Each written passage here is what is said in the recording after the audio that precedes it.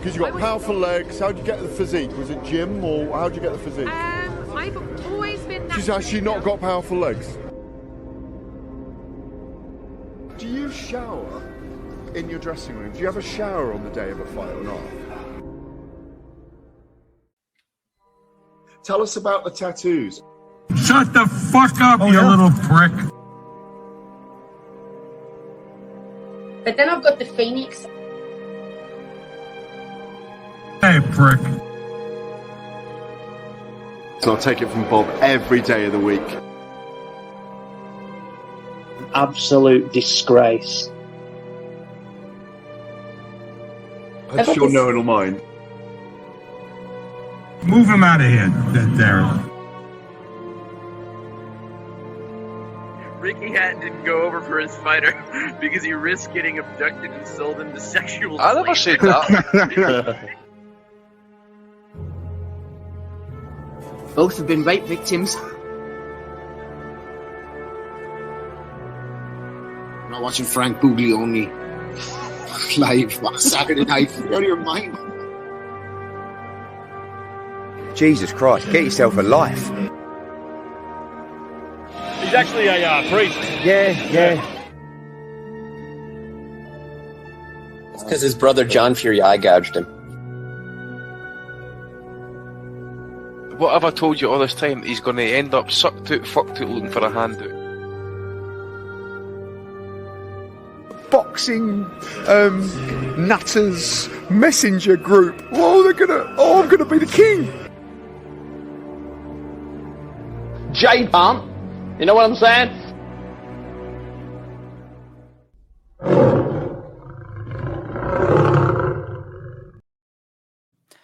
Welcome, everyone, to the Triple Fives. Yes, that is the 555th edition of the Boxing Asylum Nuthouse, second edition of 2024. We've got a couple of fights to discuss. We got a clubhouse leader for Fight of the Year as well. And but I think the main thing on everybody's minds is the fact that it seems like the stage is set to finally see ARTUR BETERBIEV against DMITRY BIVOL following his 7th round demolition of Callum Smith last night from Canada. Hello, everyone. I'm your host, Matt DiGianaro. With us today, Steve Wellings, Andy Patterson, and our good buddy Dominic is with us as well today. I think Des will be hopping in, and our favorite Mr. Rappin' Rob Kelly as well. But we'll kick it off here. Steve, BETERBIEV, bad man. What he does in that ring, it's something else, man. His jabs hurt. Everything he throws at you hurts.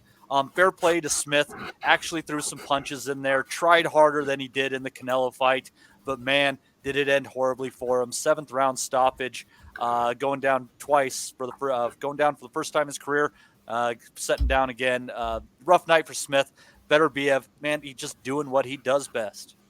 Yeah, I think Smith was exonerated for the Canelo fight. Actually, you mentioned it there. He didn't try in that fight. He tried in this one, and look what happened. You might as well not try, I think, is the moral of the story. In the words of Homer Simpson, the moral of the story is never try. Exactly, man. But you mentioned BETERBIEV's power. I could feel those shots at home. He is a beast. We all know that. And Smith, I don't think he could get BETERBIEV's respect.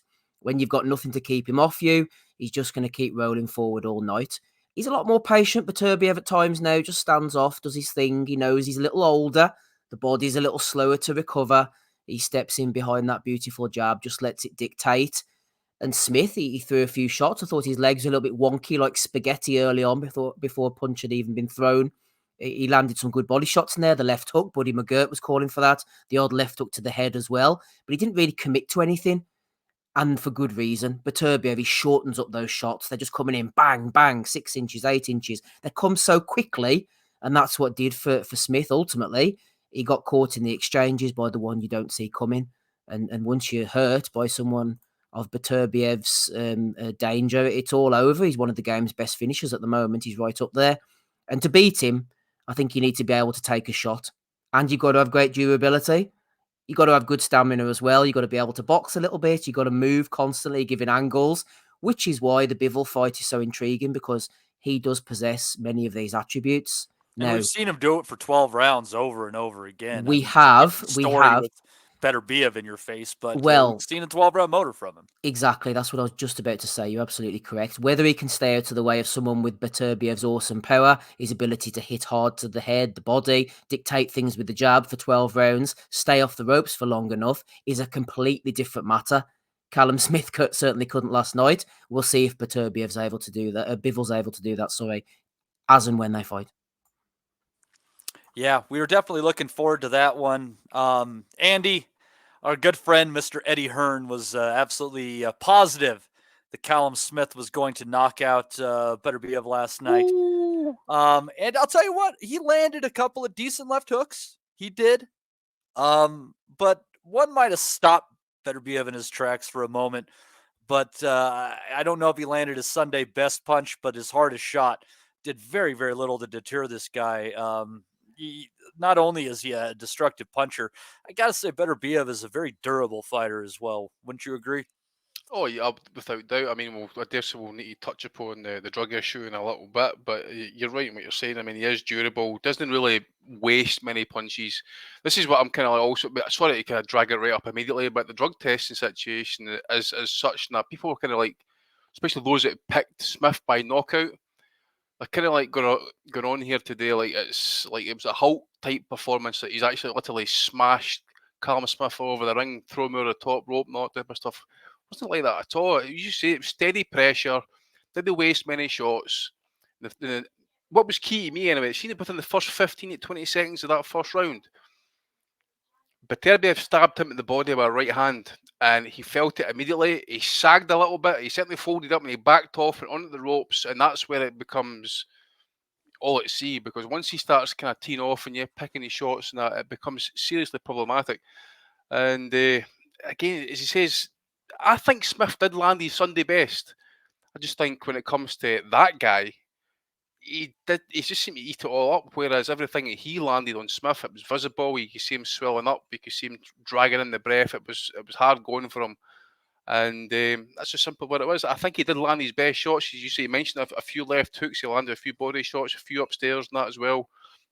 Did show that BETERBIEV can be hit. I mean, he is a straightforward fighter, but when he can step to the side and just bring shots all over the place, and that Smith's got no defence to, and everything that he landed pretty much did its job. You know, even if it's on the arms or on the gloves, and that it hurts. That guy is that type of puncher, and at this point, it's going to take like a guy like BIVOL who can probably float about the ring, jab him with the 1-2, and then get out of distance in that, because it's really going to be a long night for anybody who tries to think that they can stand in the pocket with that guy, maybe even tee off with him.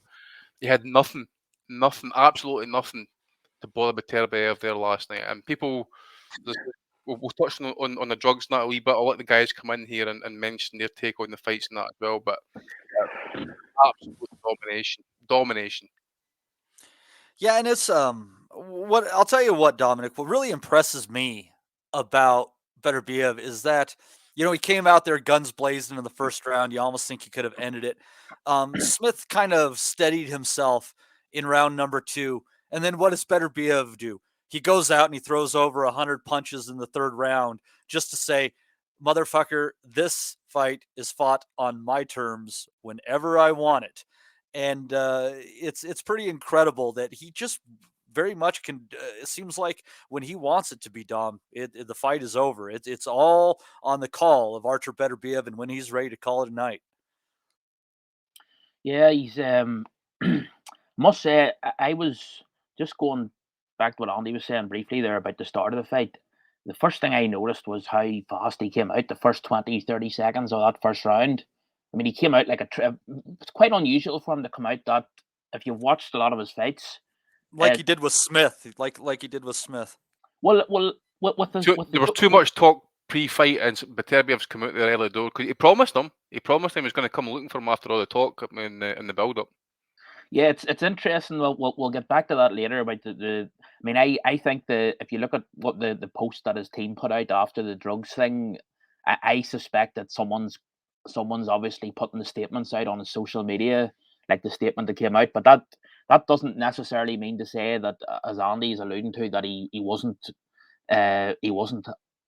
clearly having the intention to come out and put a marker down from the get-go. But I mean, you were saying there, Matty, like the Joe Smith fight, that was slightly different, I think, because that was a case of Joe Smith coming out very gung-ho early on, and BETERBIEV was, he was sort of very happy for Smith to just walk into the traps. Last night, that first 30 seconds, he came out right on the front foot, almost like the way Golovkin would have used to do. Just pumping the jab, really bossing Smith back the first sort of 30 seconds of that first round. But yeah, I mean, just you said, he took the second round. Smith sort of came back into it a bit, and it just sort of made me think about the accusation about the steroids or the drugs or whatever we want to call it. But I saw someone mention earlier that a fighter who takes rounds off, like BETERBIEV arguably did last night in the 5th and 6th,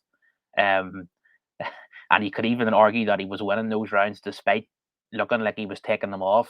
A fighter who takes rounds off, that doesn't tend to be the hallmark of a fighter who's maybe juicing or using something. But it wasn't. The thing that struck me was the difference in the Yard fight and that fight last night. I couldn't help but feel that Yard put up a far better showing. His weight of punch clearly discomfited BETERBIEV more than Smith did. Yeah, it was. And the other thing I would say as well is, I think one of the guys in our chat last night, Matty, I think it's a guy, Joseph. He's a trainer. He trains fighters for amateur boxers for a living. But he said it looked that BETERBIEV was almost pulling his punches, that he was maybe delivering the shots with maybe 60-70% of the force that he could generate. And I can see that, Don, but let me offer up to you on the same card a little compare and contrast. Christian and Billy, all he does is throw everything as hard as he can.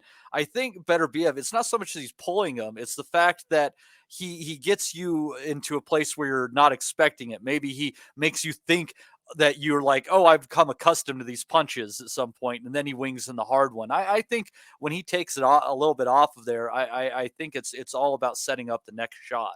I think it's very calculated. Yeah, I think that's.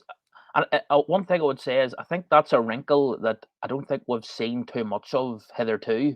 I think I don't really recall him, showcasing that sort of offensive subtlety up to this point. But what I was going to say was that if you compare to the Yard fight, which was a brilliant fight, there was half a dozen different occasions in those 7 and a bit rounds where there was a memorable sort of exchange for both guys on the ropes. And if you try and remember back, BETERBIEV was hitting Yard. He was putting everything into those shots because he knew that he had to detain Yard. He sensed his sense in there that night was that, Yard was that game and that bullish that he had to hit him with as much as he could muster. Whereas last night, I felt that he was just, as you say, he was content to mix up the force and mix up the velocity. So it's maybe that's just a sign that he was less bothered by what was coming back. But yeah, I'll let Des come in here and see what he has to say. Yeah, Des, there's a lot to like about BETERBIEV. I mean, he's a guy who's approaching 40. He's not the fastest fighter of hand or foot, but every movement that he makes has purpose, and he doesn't really waste anything, as has been said before. He's a cold, calculated fighter with hands like fucking toasters. I mean, it has got to hurt like nobody's business when you take a right hand from that guy, and the jab too. I mean, that jab is a big reason why Smith was so busted up. Well, Steve touched on something 5 minutes ago, that everything BETERBIEV throws is short. He's very tight, he's very compact. He seems to get, if you can imagine his midriff, he seems to get that centre of everything he does. So he never reaches, he never overextends. He's in complete control all the time. His balance is brilliant. Joe like Kennedy a good said golf something. swing, like a good golf swing. Like a Everything good is golf rotated swing. around the core. Everything's around It's the all core. around. Everything comes off the trunk. Exactly right. And Joe Kennedy said something yesterday, and it made me really I had to think about it. I had to watch it, and I've watched it a couple of times today. BETERBIEV's feet are brilliant, and he shuffles along, and he's got really good balance, really good proprioception. I've got to tell you, this is no surprise though, because now someone in the chat or one of you lads might correct me, but he got beat by Usyk in 2012, and he got beat by the Chinese fella in 2008. So he was beat. He went to 2 Olympics and got beat by 2 gold medalists. He's also won the Worlds, and he's won 2 Europeans, and he also won the Amateur World Cup, which was something they floated in 2005 to 2009, and it included the Americas and the Eastern European and the Cubans. It was as good as any Olympics or Worlds. He's won that as well. Wasn't that kind of a precursor to the 5-round thing that they do? That was the first one. Correct, Matty. That was the first one they tried. Now, tell you how good that was. I don't think any country in the Commonwealth sent their kids to that event. So, and he won it. So this guy is a serious athlete. He's a serious boxer. What he's done in the pros, he stopped Tavoris Cloud in 2 rounds in his 6th fight. He won a version of a world title, I think, in his 13th fight. We're looking at he stopped Campillo too, who was still a good fighter at that time, who definitely got robbed against the aforementioned Cloud. Correct, and we always look back at, say, when DeGale and Groves fought each other for a British title, and I think they had a dozen fights between each.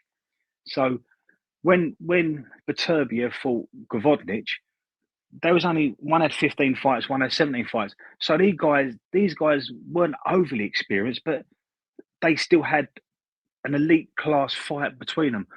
This guy is the real deal. He's a real special fighter. I kind of got off on a tangent here because I'm so enamored by him. But what Steve said about the short punches, the tight guard, everything's simple, everything's in range.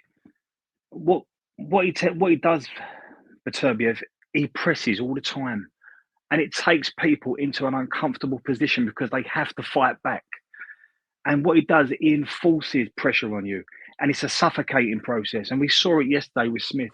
He was popping out jabs and throwing shots that he probably didn't want to throw. He wasn't in a good place to throw them shots, but he had to throw them, and that becomes predictable.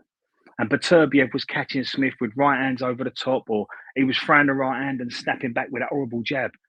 He's a heavy-handed guy. He's a puncher. He knows how to go looking for you. If he gets you in trouble, he's controlled enough to know how to keep you on the hook. And that's something you said a bit earlier on. Or I think Dominic said it. Not every punch has to hurt. Not every punch is a power punch. Well, I think that comes back to that discipline that coming through that Russian amateur boxing system where it's all about discipline. And someone mentioned about BIVOL. It's going to be really interesting with BIVOL because we've had a few conversations about BIVOL the last few weeks. The one thing BIVOL doesn't like doing is coming out of a comfort zone. It's been said a few times. BETERBIEV will definitely take BIVOL out of a comfort zone. It'll be very interesting to see that, and it'd be interesting. Sorry, Matt. It'd be interesting to see Des if, because as I maintain that first right hand that BETERBIEV landed to Smith's body in the first 15 to 20 seconds of the first round was telling. It instantly had an effect on him. It would just be interesting as well as what would BIVOL do in a situation like that. I think it's caught early. Be interesting to see what would happen because at some point you have to stand and trade. At some point because he needs to stick and move. I think for most of the fight, but at some point. Fighting a guy like that who it takes a lot to shift him, takes a lot to deter him. You're going to have to, I think, at some point, stand in the pocket with him. Well, something. We've sorry, Matty. Something. No, Ames asked me to. Ames couldn't get his head around it, and I understand that because against Lyndon Arthur, he refused to come out of a comfort zone. He refused to come out of first gear. I'm talking about BIVOL, Andy, and I kind of made the point that. He's had a lifetime of doing everything in a comfort zone. And as you rightly said, BETERBIEV's going to catch him with shots. that he's never been caught with. He's going to suffocate him. He's going to put him under a pressure that he's not used to being put under. And let's be clear, Bivol's an elite fighter himself, but I think BETERBIEV offers a different type of pressure. Look, we've seen really good kids come from this region. We've seen Usyk, we've seen Bivol, Kovalev, Glavotnich. We've seen kids come from this region in recent years. BETERBIEV is everything you want. He's mysterious. He's got mystique. He can punch. He believes in his toughness. He goes looking for you. He'll take one to give one. I think the best fight in boxing today is BETERBIEV and Bivol. 100%. And I really am interested, because I know how good Bivol is. I'm not downplaying him, but I'm really interested to see if Bivol's got the answers to BETERBIEV's questions. And BETERBIEV's the only guy that can ask him them questions, I think, at that weight. The ring size would be an interesting battle between Bivol and BETERBIEV before anything else. Folk were saying that ring was tiny last night, some people thought. 18-footer. But it was 18. There we go. The ring was tiny because they lost the purse bid, and you know that's what happens. Obviously, when you lose the purse bid, you cede control over all those sort of. But of course, 18 foot. it reminded me, Andy, of when I first turned on the TV to watch the Frotz Groves rematch at Wembley, and I saw the ring. You remember Frotz and Rob McCracken MBE had the ring absolutely tiny for that rematch because they didn't want Groves moving around him like he did in the first fight. But of course, the Smith team when the word broke that the ring was going to be small last night, they were all saying, "Well, no, this plays right into our game plan. We're not going to be going looking for him. We want them to come to us so we can nail him with that catch and counter left hook." But Steve was saying that the ring size, fights of this magnitude, if it happens, and hopefully we get to see it, I always think things like the fight we're hopefully going to see in a few weeks, Fury and Usyk, what the referee will be prepared to let go in terms of Fury trying to rough Usyk up. That could be critical. Similarly, in a fight like this, the size of the ring could be very important. But it's what, when BETERBIEV, when he's throwing those shots that sort of don't land flush but sort of cuff around the side of the head and hit on arms, they take they take a toll and they wear guys down. I mean, look at the state of Smith's face after the third round, and that was really just from jabs. He came back at the end of the third round from just the jab, and he was, God, his face was and straight away, you look at that, if you're in his corner, you know that you can't take more than a couple more rounds of that. Which is why the best way to fight him is the way Callum Johnson fought him and try and go for a shootout. But that's what was beautiful about the job as well was, he was doubling it up, and the first one would aim at the forehead, and then the second one would come down and just catch some flush, absolute plumb in the mouth of the nose. And I was actually surprised at the regularity with which he threw that right hand to the body, because that was the shot, which you would look at it and think that makes him vulnerable to that counter left hook, but he didn't have any reluctance to throw it. It was he looked formidable. Well, yeah, and I mean, you're talking, BIVOL, like really at the weight class, the only guy that might be able to beat him. And it's pretty incredible what Des was saying there. When you think about the guys who beat him in the amateurs, and then you go, Usyk, I mean, obviously standing out amongst them. And then the fight he had with Gvozdyk, where it was very close until it was over. That Ukrainian footwork, I mean, I think that has a lot to do with the ability of one to be able to beat him. It would kind of work away. I don't think just, circling the ring is what you need. You're going to need to be something far more sophisticated than that. And I'll tell you what, the people coming out of that 2012 Ukrainian Olympic team, that's an incredible group with incredible footwork. You had Usyk, Gvozdyk, Baranchik, Lomachenko all on that team. What a squad. But anyways, the legend Ricky Graville throwing 5 in there, saying BETERBIEV not getting better with age. Smith is just average. That is also possible. The other legend in here today with us, and you go ahead and take yourself off mute there, Mr. Jason Chukwu. You are not only awake, you are here live with us to discuss the fights. How are you, sir? Can you hear me? I I'm can hear on. you. Yeah, I mean, I actually watched the card live. Obviously work shifts. Funny people doing funny stuff, but I'm not here to talk about that. But yeah, like BETERBIEV, he looked good. As he's been doing since because I've been watching him since the Forest Cloud. He looked good. The job, he knows how to cut the ring off and everything. But yeah, Smith's never been a banger as well, so he was always up against it. But I gave Smith the first 2 rounds, but like even the body shots he was throwing, like BETERBIEV was just talking about. Yeah, BETERBIEV, he's a great fighter. I do have a theory. I was just watching his, looking at his acne on the back, and like I think he's on steroids. But you know how boxing is, everyone's on steroids. You know what I mean? Like AJ's on steroids, Holyfield's on steroids. So it's all about seeing who's got the best shoes. But regardless of the steroids, BETERBIEV knows how to cut the ring off. So even against BIVOL, I'm making the favourite. So like you lot are saying, he's a good fighter, but I don't know who would beat him. That's the thing. It'll be tough. Obviously, I'm going to be biased and say Adonis would have had a good chance, but even then, it's like BETERBIEV's like he's a tough guy. You know what I mean? So yeah. But speaking of steroids, I mean, you can just tell who's on steroids and who's not. Like Kovalev, he went on steroids. He was just drinking Russian meat. But yeah, I just think BETERBIEV he's on the shit in it. But like maybe I'm thinking too much in it, man. Yeah. I don't know, man. It's a good chunk of them are, a good chunk of them aren't. Some get caught, But some even don't. with the steroids, that doesn't take away from his skill. That's my point, isn't it? So like, You you can just take all the steroids you want, but you still can't yeah, accomplish what he's accomplished if you're not yeah, that's what skilled. I'm saying. So, but like you lot are saying, the Eastern Europeans, I mean, like they're just amazing. I was having a theory, because I'm just thinking, but like they definitely brought white guys back into boxing. So like they're holding it down for you, like definitely. So yeah, man, like shout out to them, man. I'll tell you, I can't remember if BETERBIEV is a Muslim or not. For some reason, I think he is. I mean, but that combined with that Russian discipline, that level of discipline can make you a hell of a fighter. Yeah, I mean, because you're definitely going to put the work in. There's Yeah. everything about those ideologies is about putting the work in. Yeah, because what they do in the Eastern Europe, they like I think they do boxing in school. I think something like that. So yeah, like. And because it's not like they don't have like a drinking culture that they have like in the UK. The discipline is like thorough and stuff. So and they do it from young as well. Like even he was the heavyweight. I can't remember his name. I think it's Hergovich. Whether he jumped in boxing like 18, but even then, like even though it's kind of late to like kind of jump in, like even he's disciplined as well. So just that part of the world is what it is.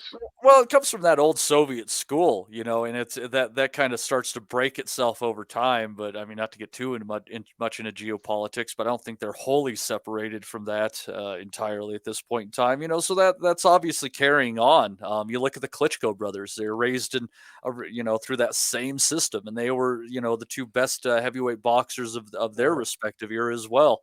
There's something there. There's definitely something to it. I'm not saying it's the end all be all, because the one thing that they don't really have in Russia, and this might sound a little bit odd, but they're lacking that raw black athleticism where you get those style points, different angles and stuff. Don't encourage him, Matty. People.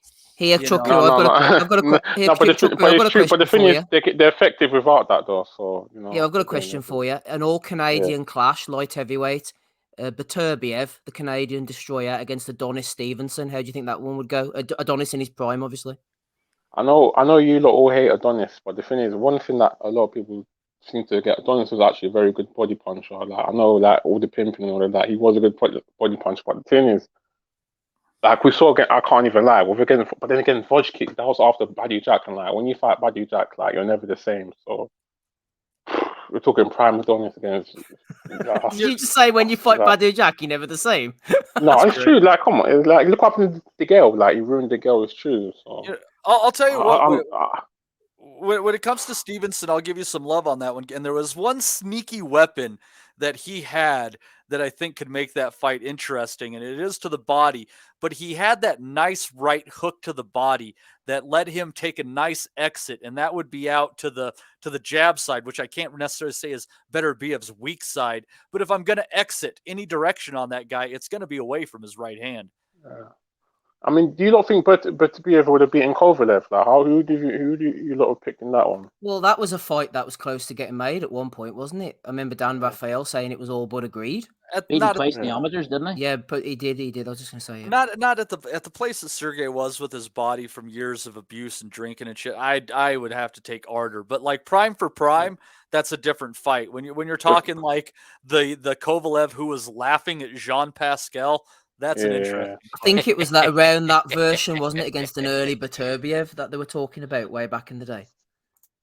Can I ask, because you lot always like Sean Hearn, but like I'm starting to see a couple of things. Because I've seen a Cole even Buatsi leaving on like even that I can't remember Dinyar Ulesanov, like he retired, didn't it? Like, and apparently I read an interview where he said that Hearn what he'll do, he'll offer him £100,000, but he won't extend the money even if they're fighting like big names. And like, what's going on with Hearn? Does he do fuck shit with the money? Like, I'm just wondering. Like, I don't know. For I'm not sure about that. That Ulesanov guy was a good guy. Like, I used to see him on the card, but like, he's just non-existent. He wasn't exciting, was he? And he come back in Russia a few weeks ago because I watched his fight, so he's back. Oh, is it? Yeah, because I was looking at Box Record. I didn't even update it, but yeah, I'm watching React Poor Massey from like 2019 now. I'm just coming back into boxing because I'm just out the loop. Like, I'm just watching old fights. I'm like, I was even watching a Frampton fight against Tyler McCreary yesterday, innit? So just get back. I'm like 5 years behind, innit? So really, truly. But the thing is, like, that's why I like watching the Sky card. If you get to 2020, let me tell you, if you have a way to like skip 2020, just go ahead and do that. Because if you missed out, it was shit. I'm going to watch the Jake Paul card next, innit, as well. So yeah, against Chuckwu's like Father Jack. He wakes up every 6 years or so. Yeah. What was I going to say as well? What's going on with Sky? Like, it's not the same. Like, even like this card now, they're not even repeating it in full. Like, they used to have repeat the card and it'll be on the Skybox for like a week, on Sky Go. Thank but they're the not Lord even doing that. They didn't show the full card, man. Yeah, they're not doing that. Like, but I just caught it. But what do you lot think about that Imitative guy? The guy I think he's got 5 fights. What do you lot think about him? He's another one of them guys from the Eastern Bloc. Like, he's Katayev? Yeah, he's good. Me and Andy are on that train. Yeah, Katayev he's also known as a VPN fighter these days. Actually, went from Russian to Australian in 3 seconds. Was he that bad on the undercard last night? Yeah, it's a bad dude. Like, he's light heavyweight, isn't he? Yeah. Yeah, he looked. We were talking. A few of us fellas were talking about it. I think myself and Joe Kennedy were talking about it. That I mentioned him last week. He looks solid as a rock, doesn't he?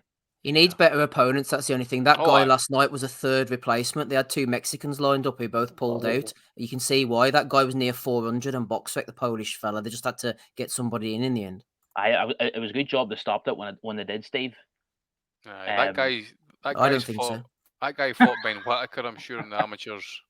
Yeah, I didn't even know that Callum Smith left Joe Gallagher. Like, I didn't even know that was going on. Like, I had no idea. I didn't even know Adam Smith's not with Sky anymore. Like, I'm like, rah, is this what's going on? Like, hey, you're Jason, more than welcome to stick around with us. But if you want, go ahead and mute real quick. I'm going to hit this super chat and hit this topic real quick. I tell you who else he beat, by the way. That Julio Cesar La Cruz. That's another one who he beat. There's a lot of them Julio Cesar's about. Michael M. tossed in $4.99, said, set the alarm for the fight. BETERBIEV is something else. Scary man. Enjoy the analysis all. Keep her lit. Any thoughts on Dwyer calling a no contest? What the fuck? Is he talking about Dwyer, the betting guy? Must be. Yeah, must be. I don't know. I've never watched him. I don't know. Michael, go ahead, and if you could, just put a follow-up in the chat on what that is. And I think you might be talking, maybe Dwyer was talking, like, BETERBIEV in the first knockdown, clearly when Smith was going down, hit him right in the back of the fucking head. I didn't go back to see that. I thought you meant no argument. And talking about DQ. And if that's what Dwyer was talking about, depending on whether it's not no contest, then it'll be a DQ. If that's what he's blaming for the back of the head shot, then that'd be classed as a DQ. It would actually go on. It would actually be depending on whether they called the foul flagrant or not. If they just said he was in the process of going down, he was throwing a punch at the same time, then they could just maybe call a no contest on that. But they probably would have gone to the cards. I didn't spot it, but a concerned fan spotted it in the audience. This guy at ringside noticed it all going. That Eddie who said he was going to knock him spark out with a left hook. Evening, Eddie. Sorry, I couldn't resist. Oh shit! Oh hey, look who's in the background there. Heard J.K. Rowling's here there. No, that's Helen Mirren. The Is it Jason Helen Maloney Mirren? was So it fighting. is. So it is. Oh man, and I'll tell you what. Steve Wellens sat there, bottom left-hand corner, put on a bit of weight there. Steve, you can take it off after Christmas holidays, there, mate. Look at that. You're a bit chubby there, look, mate. He's got more hair than me. Yeah, well, apparently you have to consume more calories. Is that a trade you really want to make, Steve? No. So, the mention of Mirren and Maloney, that's a good segue here. I think I want to go into that fight next. Jason Maloney and Saul Sanchez putting in at what this point in time, I would have to say is the clubhouse leader for fight of the year. 12-round majority decision won by Maloney. I thought that it would be 115, 113 either way. Maybe I know, Steve. I know it's a round.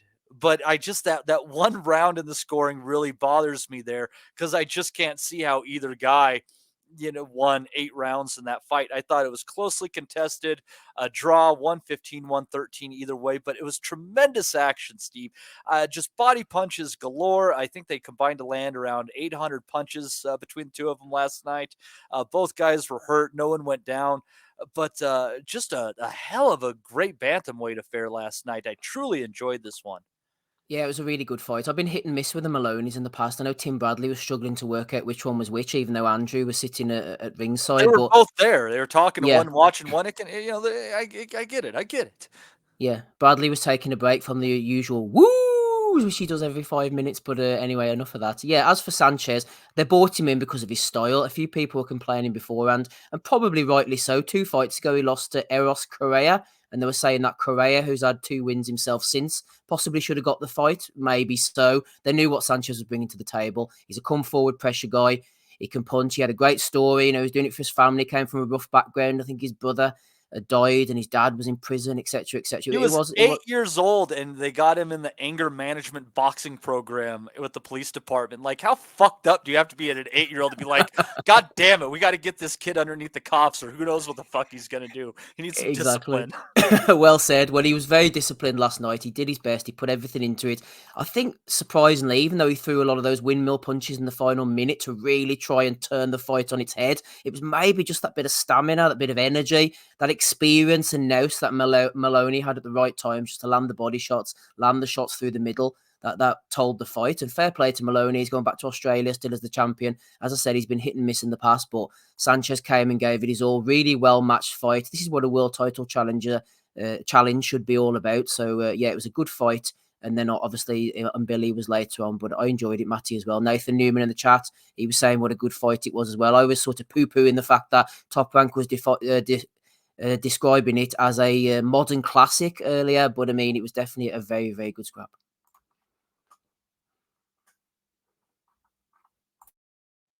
Hagler Mugabe, Steve, Hagler Mugabe. Yeah, I did see somebody comparing it to Hagler Mugabe, which it was a good fight, but I don't think that quite adds up, with the different circumstances and that. But each their own. If that's the way Matty wants to describe it, this gentleman, then it's up to him. I thought Maloney lost, and there should be a rematch. Ooh, there you go. Tell us more, Andy. I don't know where Matty's disappeared. I was on mute, but well, just as you unmute this, I'll just wait to start. So I'll just briefly state that it was a close fight. I did think Sanchez was, I'm not going to say a wide winner, but I thought he won it purely on the fact is both guys were landing shots, obviously, now, but I think the exclamation mark on some of those punches, visible effects that where Sanchez landed on the punches on Maloney, but the punches that Maloney was landing in return wasn't really having the same visible effect for me in terms of that. So I just think the better quality of shots was coming for Sanchez and probably just done enough to shade the fight. So that's the reason why I say maybe a rematch.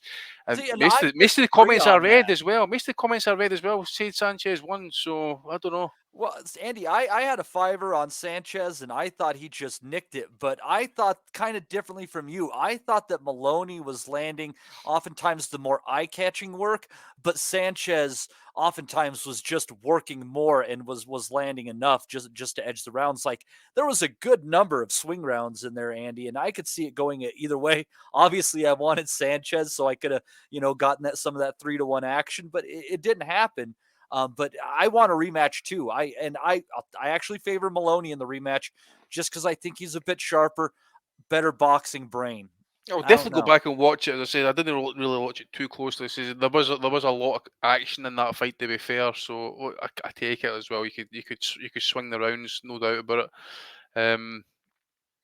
But yeah, as I say, I think the styles did gel pretty well. And as I say, there's no doubt a rematch would probably be something similar as well. So I'm all done for that one. Like.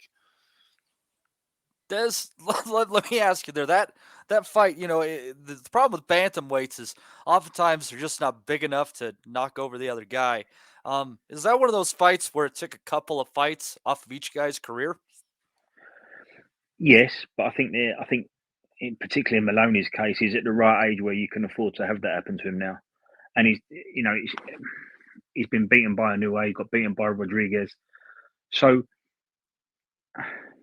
I wasn't quite sure how it was gonna go down, but I was told the fight was worth watching. I watched it, and the styles really did gel. I can see how people could have Sanchez winning. It was one of them fights, and you've only got to have 2 or 3 rounds go a certain way, and it's a big swing. I thought Maloney just nicked it. I'm pleased for him as well, because like I say, the other side of 30, he can afford to be in these type of fights now, because I don't know how long he's got left. And it does show there's life after a Inoue defeat, doesn't it? As long as Inoue is not in the division and you're not trying for his Yes. championships. Yeah. Sometimes when a monster beats you, that can sometimes be negative. Like, I'm not quite sure if they're going to recycle Smith. I'm not quite sure where Anthony Yard goes now. I'm not quite sure where after Deontay Wilder, where does Dominic Breezdale go? Sometimes when a big punch just puts you out, it can sometimes be the end of the road. So I'm kind of pleased in that respect that Maloney's come back and won a world title. Absolutely, absolutely. You got to give credit. You don't oftentimes see fighting brothers who are both capable. So fair play to them. If they do have a rematch, I'd kind of like to see it be in Australia. He is the champion. Why not bring it home? And they throw that one on the telly in Oz. I think you'll get a few more fans out of that for sure. And to spin it another way, Matty, you asked a question. Do them sort of fights put a lot of miles on the clock? Yeah, perhaps they do, but they can do that again, and that's probably a payday they weren't expecting at this time of his career. So I think they could be good for each other. Yeah, I think everybody's willing to see that dance again. I Dom, think Desi's right, actually. I think see if that fight is in Australia, by the way, I think that would be quite a decent atmosphere. Actually, with those two styles, with that type of action, I think that gets the fans going. Like that, they would be well up for that one. It could land on the Lomachenko Kambosos undercard, which has just been announced for May, I think. No shit. That's right, Matty. That's just been announced. Well, not confirmed, but it's pretty much as good as I think it's in May. I highly favor Lomachenko in that fight. Think it's actually a fair bit of a mismatch. It's at 135. Kambosos is dead at the weight, man. Yeah, man. Lomachenko's gonna have to follow the Maxi Hughes blueprint. Yeah, but Dom, I'll tell you what, that fight, it would be fun to see again for sure. What did you think of the scoring? And what did you just think of the fight in general? That was a heck of a good fare for a Saturday night or a Sunday morning, as it may be. Yes, it was a very good fight. And in general, the card itself, I thought just briefly was very good. On the scoring, I agree with what you said, Matty, that 116, 112 either way was out. I think 7-5 either way or a draw would have been legitimate.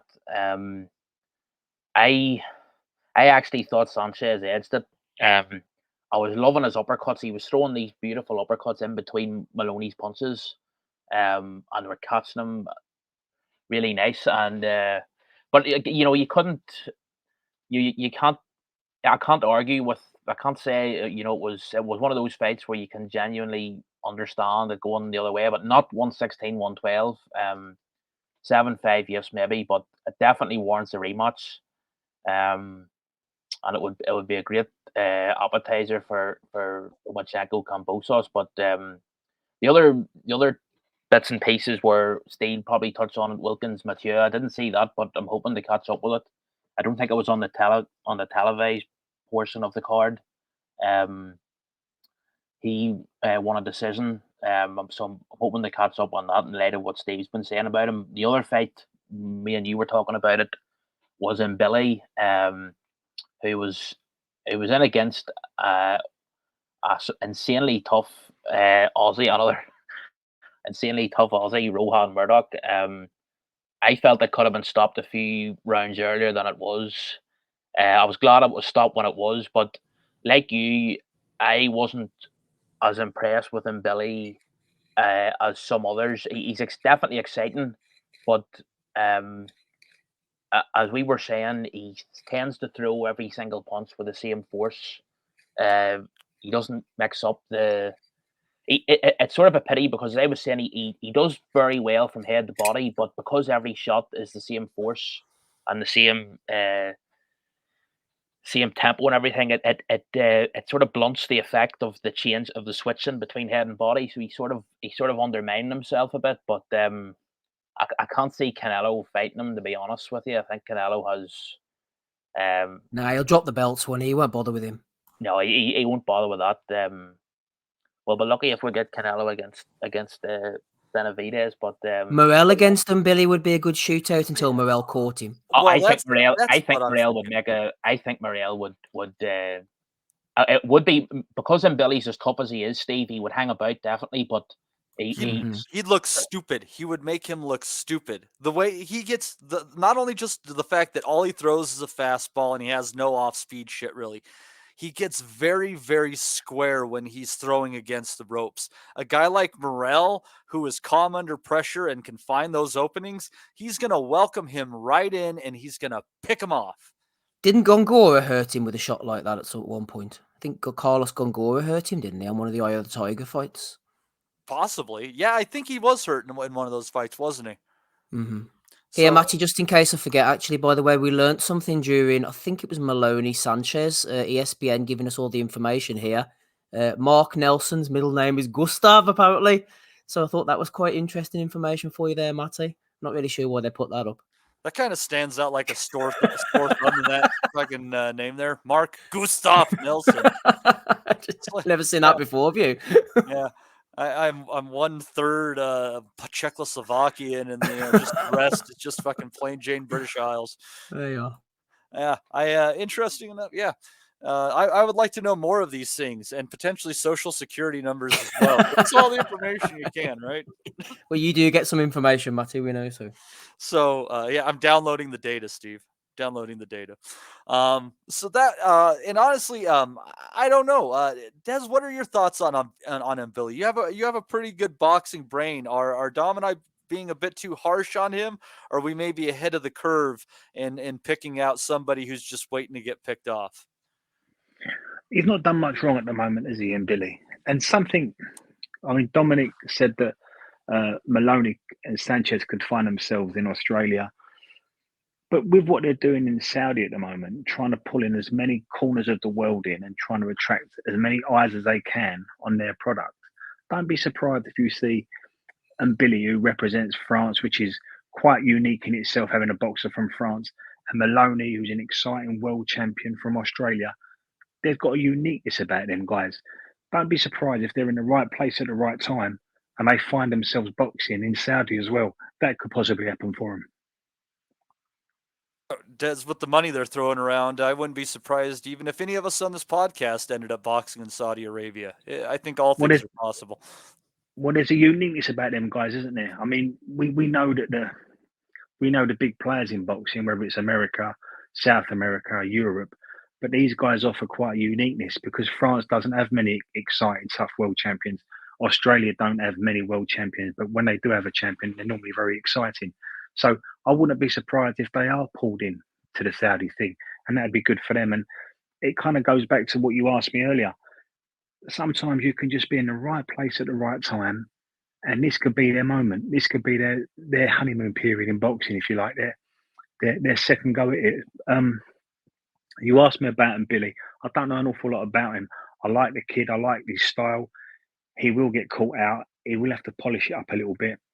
But sometimes we want an awful lot from fighters, don't we? Now, he's an exciting fighter. He's a puncher. He's got a good record.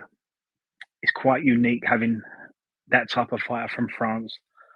I think we should probably just enjoy him, Billy, until someone catches him out. But I don't quite know if we're going to see a better version of him, Billy. Now, I think this is what you're going to get, and that's not to say that he's a bad fighter. It's just we might be trying too hard to make him something he's not. I think that's fair. I think the problem with a lot of with boxing fans in general, I mean, and there are people that just get into the hardcore science of it, love to just see guys box for 12 rounds, cutting angles and shit. But a lot of people just really want to see people go in there, throwing a lot of punches, throwing hard. They want to see shootouts. I think we all do, while still respecting, the sweet science of it. So a guy like Mbili, obviously people are going to want him to do well because they're going to want to see fights like that. They're going to want to see somebody that's throws the way that he does. He's a freaking machine. But unfortunately, as we know, I mean, there's a lot of risk that goes into that. Number, you'll probably get caught, and fighters that fight like that generally have a pretty short shelf life as well. And I think Matty, I agree with everything you just said. But something we don't hear a lot of anymore, and something perhaps that's maybe taken a back seat in boxing, is the importance of matchmaking. And perhaps in the 80s, when you had a Mbili, you'd have got him selling tickets, you'd have got him attached to a network. France has got a big population, and you'd have navigated him for 8 or 9 fights and then got him the real big one. And if he gets beat, he gets beat. But kids like Mbili need to be navigated. So I think matchmaking is important, as is timing. See, the fight that I would really like to see at 168 is Mbili against Benavidez. I think that they're just, it's entirely complementary. And even though I can see each fighter doing well for their own reasons in other fights at the top of the division, I don't think that they necessarily have what it takes to exploit the other one so much, as it will just be a blend of styles and who folds first. Yeah, I put Benavidez a level above Mbili from what I've seen at the moment, and probably, Matty, that's your fans' head talking, not speaking for you, but that might be your fans with your fan hat on. But if I was managing Mbili, I'd probably keep him in. I'd do what Warren did with Calzaghe to a degree. I'd keep him in France. I'd sell that product, and then I'd probably take him over to America.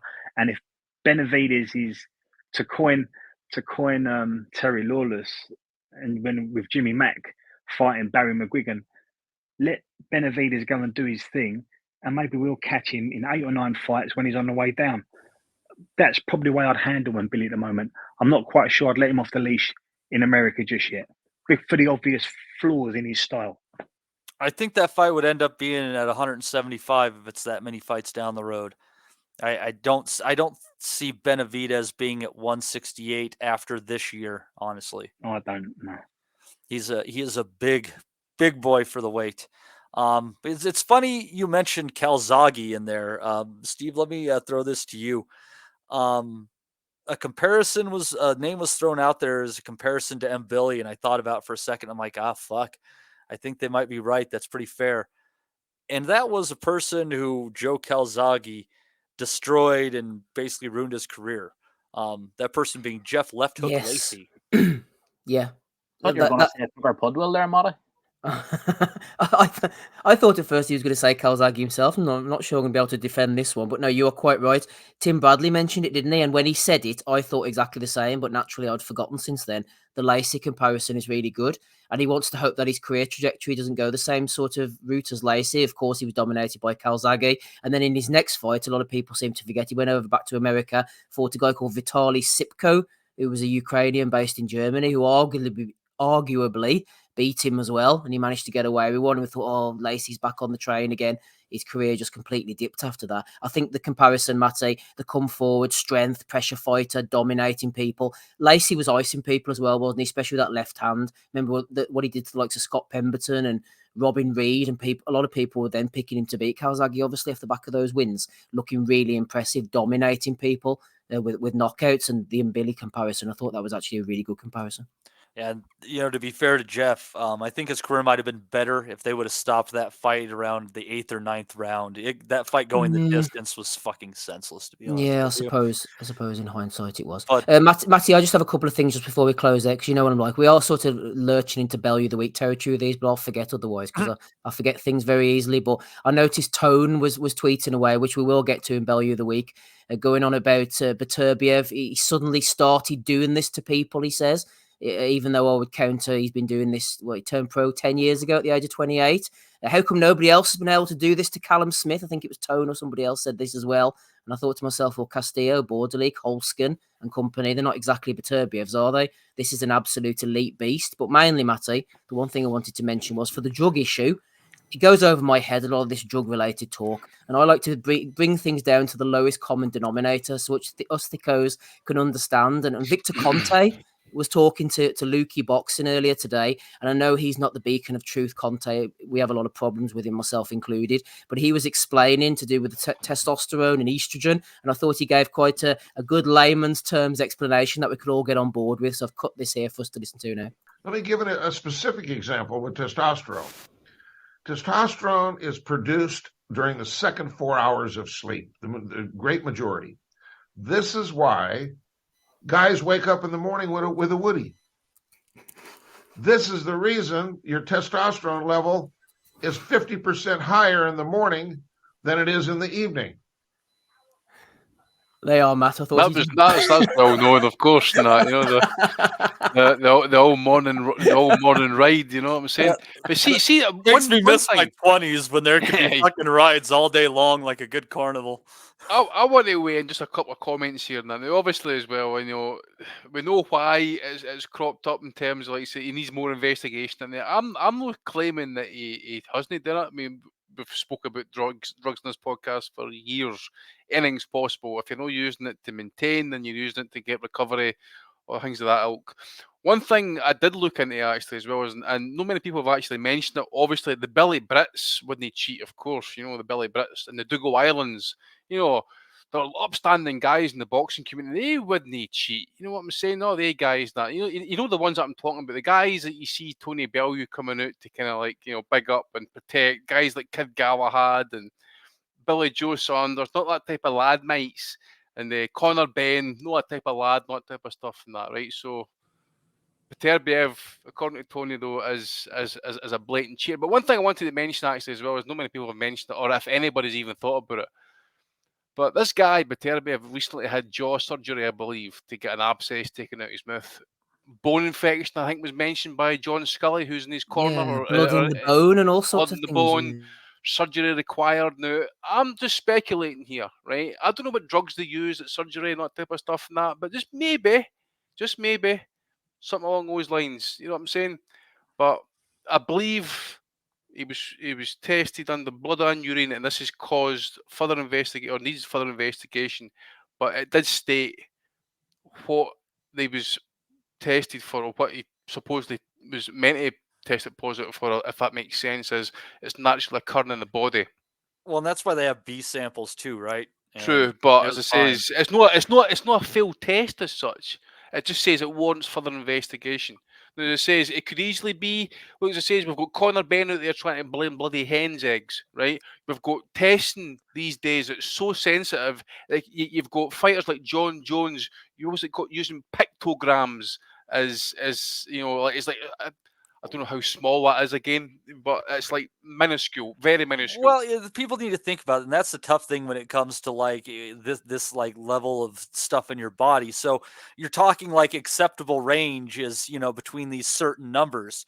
So anything that's an abnormal finding is anything outside of that numbers, and that means if it's by 0.0000001 or if it's by 0.01, which is meaningful. we're allowing Mexican fighters to test positive to a certain level with clenbuterol because their meat is contaminated with the stuff. Just full of it. Yep. It's And just, you that know what I'm was saying? also there's antibiotics in all this meat that we consume and shit like that. There's all sorts of ways you can have abnormal findings. You know, it's I don't know. Aye. No, listen, I'm not saying that. Honestly, I'm not naive to say, look, he is absolutely no juicing. Of course, it's a possibility. But the way people are kind of going on here is, oh, he's never done that. Maybe he's done that to Callum Smith. You know, he's knocking guys out, and I can understand maybe high testosterone levels at an elevated age. But again, we don't know what parameters, we don't know what levels we're talking about here as well. So unless that's produced, we don't know. But what is clear is this: BETERBIEV isn't stacked up. Doesn't seem to be more stacked up fight upon fight. He doesn't fight at a pace that it's like fucking hell. He's going to gas out anytime soon. If he doesn't, he'll not press a knockout. He will happily chip away at you till he breaks you down and that type of stuff, and then that's the end of it. So what he did there last night against Callum Smith was exactly how he normally fights. Exactly how he normally fights. He's usually at the same pace, other than the fact as Dominic says, he started the fight a wee bit earlier. Just to put a statement on, say, Callum Smith, you're a banging baller tonight for all your talk, right? Eddie Hearn coming out talking about that guy needs to shut his mouth about any drug testing involving any other fight that's not involved in his stable. Right? This is a guy who had been running about the doors trying to get Conor Ben a fucking fight, and he still hasn't fought yet in the UK. So let's just leave Eddie right out of this right away. I mean, that guy's got no credibility talking about anything to do with drugs and that type of stuff and that as well. This guy hasn't failed a test as such, but other than that, it warrants further investigation. As I says, I'm no stupid enough to say that he hasn't been cheating, but there is factor in the surgery, the bone infection to his jaw, the abscess, and then the subsequent surgery, maybe the drugs and antibiotics he was given after that, or take Vinter-Corti's excuse. Just keep the same energy. If you're following the evidence, if you're following the evidence on every case, then do the same for each individual Do the same case. diligence, exactly. Canelo did the hair sample. You've got Conor Ben trying to find where the eggs come from, right? So this guy's been through. He'll surgery. find that hen one of these days. But then, as I say, you've got Eddie Hearn and all these people coming out claiming this, that, and the next thing. Now, I agree, full transparency. But wait a minute here. When Eddie says full transparency, I hear a name, Oscar Rivas, asking for full transparency. Eddie, remember that one, pal? He's not stupid, Eddie, is he? As soon as he heard about this, he knew a narrative could be built. He could subtly shift it back to Conor and etc. He knew that. He's no stupid, but come on, man, he's dishonest at best. And as I say, it's the Billy Brits when they cheat, the Dougal Islands when they cheat. It's always Johnny Foreigner. It's always fucking foreigners that the cheaters. So the Dr. FMG pops in there, and again, and he is the doctor actually. He says a picogram is 1 trillionth of a gram. And I know none of these things, but I can understand where he's coming from. And for me to translate this for all of us, just normal people out there, that is saying that after you bust up some cocaine on your table and you scoop it all up, there's like maybe a fucking speck of fucking dust there that is not seen by the human eye. I was thinking we're not talking, that's how thick I am. We're not talking a nummy here, ladies and gentlemen. It's a picogram. That's what John Jones apparently put. When his last drug test he tested positive for, that's what John Jones was apparently was a pictogram or picogram, if he pronounce it. And they even then says it could have been caused. When you hear this one, a pulsing effect. So basically, as your system stores not the drug itself, but like your body absorbs it, and then something releases that into your system, and that wee picogram somehow gets in your bloodstream and you test positive for it, and they could easily lay the blame on previous drug use. That's where they're going at these days with this type of drug test. And it says the sensitivity of drug tests these days and that as well was calling everything into question as well. And I think we can put a bit of context on this as well. Look, we spoke about how good BETERBIEV is. 2 Olympics, got beaten by 2 eventual gold medalists. He's won the Worlds. He's won 2 Europeans. He won the World Cup. This guy's as good as any amateur we've seen in the last 50 years, wherever they come from in the world. And his last 4 fights, he's beaten Callum Smith, who, let's be fair, the best win he's got to his name, without an asterisk, is Rocky Fielding. Anthony Yard, whose best win is Lyndon Arthur, Joe Smith Jr., and Marcus Brown. So, is it reasonable to say that the quality of BETERBIEV should be doing this to these guys. And have we been gaslighted by Sky Sports and promoters and teammates and boxers from Liverpool and everybody jumping on the bandwagon that we've seen the last 7 days that Callum Smith really got a chance here? Because most boxing people I know, and I know a few, didn't give Callum Smith a prayer. So there's a little bit of context here. We're so enamored and so amazed at BETERBIEV, but perhaps he should be looking like this against this type of fighter. How we look against BIVOL, that'd be the bigger question, I think. Well, I think this is just the opportune moment to just build on what Des has said there about what we've been subjected to this past week. I know Steve will probably flesh it out a bit more in the values, but some of the in fairness to the Eminence Grease of the Asylum pod, Ben Faruqi, he actually got back to me on this during the week when I pulled him up on the sort of industry predictions package that the Boxing News YouTube channel puts out.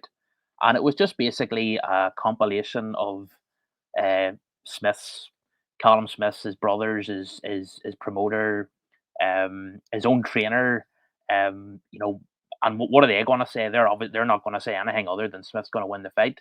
But that was okay. But there was another one later in the week, a sort of a written piece on the Boxing News website. And I'm just looking at it here now. It was put up by Sean Brown, Scottish boxing writer, and he polled 41 UK boxing figures.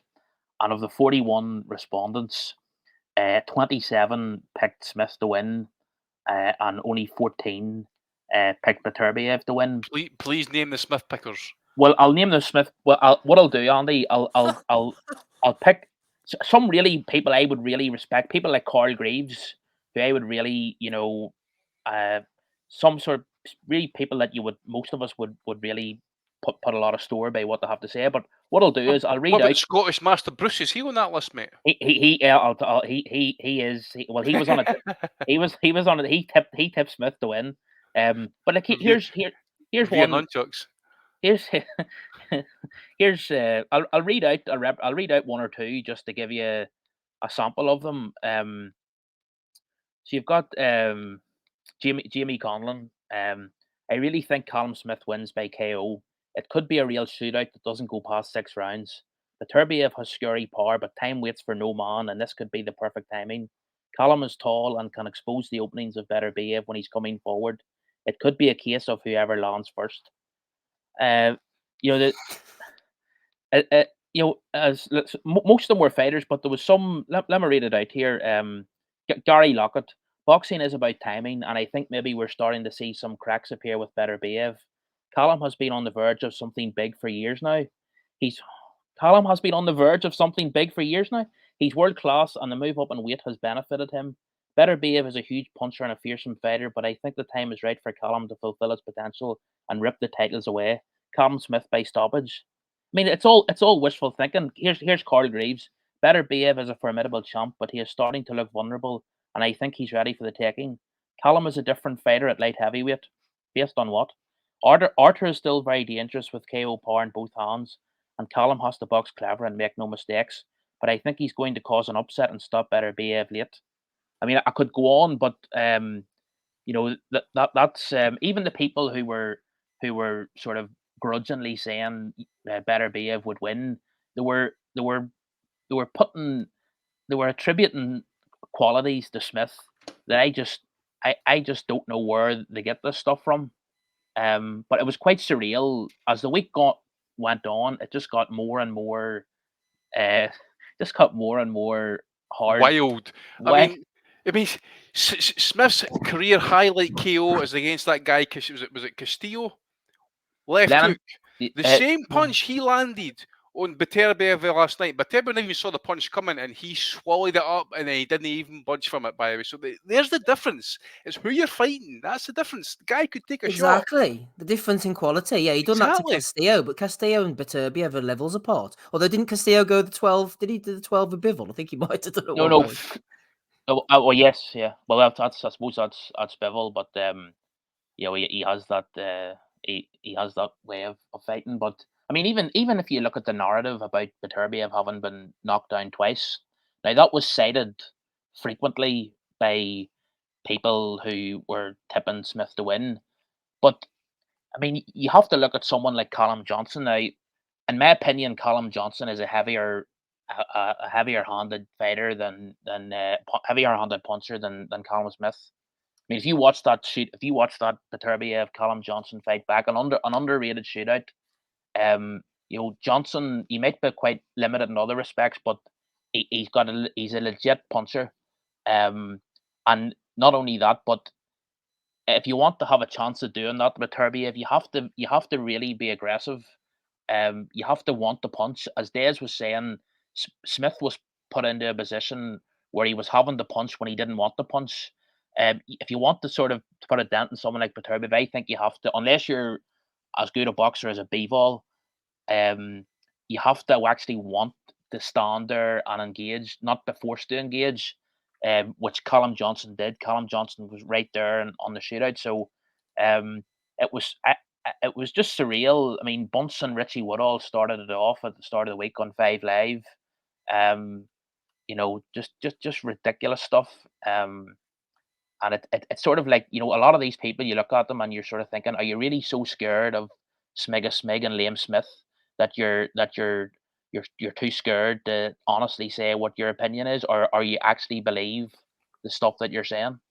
It's a fair point, Dominic. actually. You know, you're like, is it all about access? Are you scared to really just speak your mind and just give a truthful pick? I mean, okay, I know it's only just a pick at the end of the day, but seriously, man, I mean, I don't think anybody in this podcast picked Smith last week. I can't remember what the picks were, to be fair, but I think everybody overwhelmingly picked BETERBIEV, but everybody's just... Where does this all come from? Because Andy, no one picked Kell Brook against Triple G, or no one thought Khan would beat Canelo. Going back, I remember, you know, if you ask 10 experts, 7 of them thought Mayweather would beat Hatton. Like, so where's this level of sensitivity come from? And I mean sensitivity because you got trainers on the outside looking in, you got fighters wanting to get work, you got people sniffing around the sport, desperate to get any type of job. They'll say anything, write anything, put themselves up the front and promote anything. And whatever happened to someone saying, I think Smith's got it all to do? Whatever happened to someone just saying that? I think it's another example of nationalism being stupid. Big shout out to Duke McKenzie, one of the few people. Ring Magazine, actually, to give them their credit, they put out a similar compilation earlier in the week, and that was. But the thing was, they were all American boxing writers, so that's the difference. Another big shout out. Not that I'm not saying this because Ben Fergie is a friend of the pod, but the Boxing News podcast with Rob Tebbett, Barry Jones, and Andy Clark, they were admirably honest about it. I mean, they basically said it. Andy Clark basically referenced speaking to the top rank high brass a few months ago and talking about you know, the top ranked people asking him what's Callum Smith done, and Andy Clark saying, well, he beat George Groves, and they're just the top ranked people turned around and said, and what? And so what? You know what does that mean for this fight? So it's but the Ring Magazine compilation of predictions was a lot more that was more on the money, and Duke McKenzie, his prediction was in that, and he was very, very honest.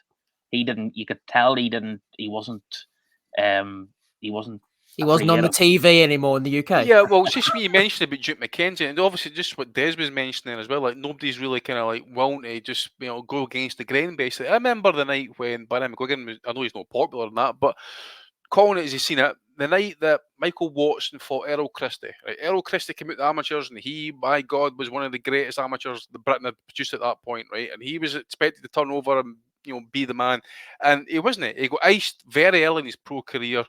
His career was really hanging by a thread, and you can, during his ring walk, McGuigan is basically slaughtering him all the way to the ring, and that, saying this is his last chance. If he doesn't get it right tonight, he should retire and go home and all that type of stuff. And it got done in 4 or 5 rounds, and that was the end of Errol Christie. But you know, It's like everybody. Andy, I just get this opinion. It's like he's back the Brit. That was objectivity, wasn't it? That's what we want our broadcasters to do: be objective and inform us, not gaslight us. I put something on the chat in the week, and it was Crawford Ashley against Michael Nunn, and I said, just listen to the first 3 minutes. And Reg Gutridge and Jim Watt, the theme was, as good as Crawford Ashley's been over here, British title, European title, he's got it all to do because Michael Nunn is special, and we give our kid a slim chance to Nunn. Whatever happened to being honest with a listener? Whatever happened to a bit of objectivity? Because from objectivity, you'll get balance, and you might have an informed opinion. And like what we've heard in the last week, it's been from the sublime to the ridiculous. People who should know better and have Bunce Should coming know out better. shortly as well. Yeah. Bunce as well with his knowledge of the sport, and he is very knowledgeable about the sport and that. But he'll come out with Bunce's bingo, with the after timer comments, and all this type of stuff. That's what's so frustrating about Bunce. Exactly. It's impossible. Exactly. It's impossible to believe that he doesn't know better, and yet he's still coming. It's ridiculous. Sorry, guys. It's ridiculous. I'm glad I came on at just this time, by the way, because this was fucking boiling me this morning. Who the fuck outside of England, Liverpool, the direct camp, and a couple of fucking Vox Pop YouTube boxing fucking nomads had a thought that Callum Smith was going to beat BETERBIEV? Fuck off, man. Oh, based on what? And not just beat him, by the way. Knock him out. Knock him out within 6. It was the most ridiculous fucking prediction of all time. I couldn't fucking believe people were swallowing it that big and actually giving Callum Smith a chance in the fight. What the fuck did he ever show in his career to show that he could fucking deal with BETERBIEV? Nothing. So Rob, to ask you a question. Music's an average southpaw. So Rob, to ask you a question. So why did Eddie Hearn? Now, and we're not saying these guys are just saying, well, our lad's got a chance. The guys I'm going to mention went out and said, Callum does it. Callum beats him. Eddie Hearn said that. Well, Tony Hearn Bellew, has Matt to say Matthews it. said it. We Tasha give Hearn Jones a said it. pass. Billy He has Nelson no said it. stake in. Yeah, we give Hearn a pass because he's the promoter. He has to sell the fight. We get it. He has to get people to Hey, believe that fuck. Smith has a Get to that chance. drug task, kiddo. He doesn't But get a pass that's for his nothing. job.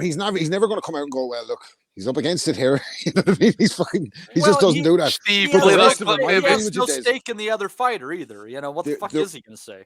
The rest of them, I agree with you. Like reputable guys who are supposed to be reputable, fucking Really knowledgeable guys that have been around boxing a long time that understand the levels involved. I mean, Tony Bellew, he understands levels. Matthew Macklin understands. They've been in with brilliant fighters. Matthew Macklin's been in with some really good fighters. He knows all about levels.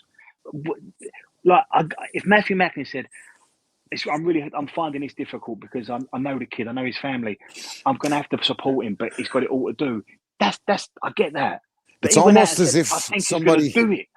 It's almost as if some sinister character behind the scenes has sent out a broadcast message and told everybody to come up with the same line of thinking. On Telegram. Yeah, but what type of mate know would what you can be, happen. though?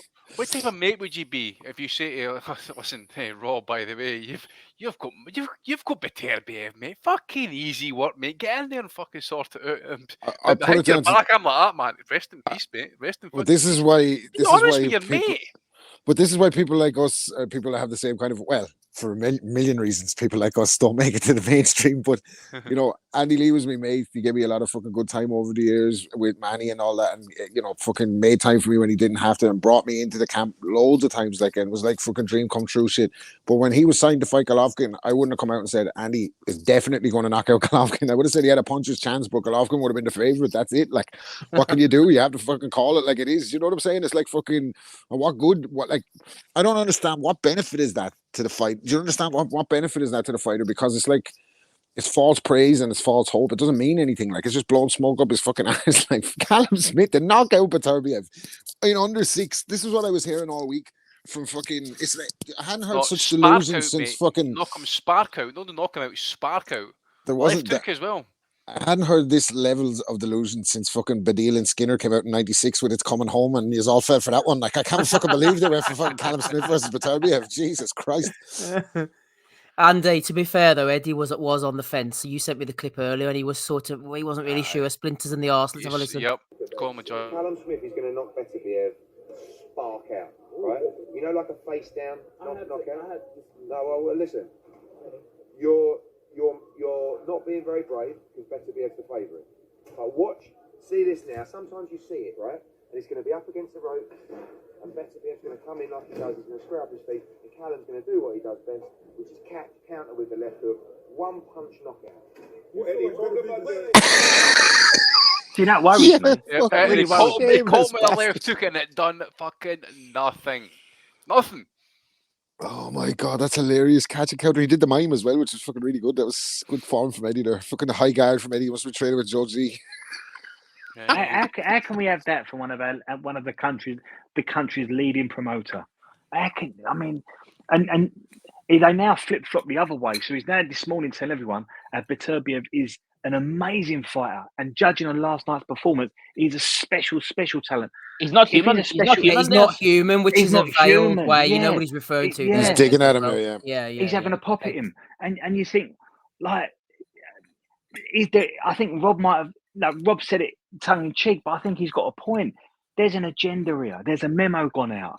People are being told what hat to wear, what to say, what not to say.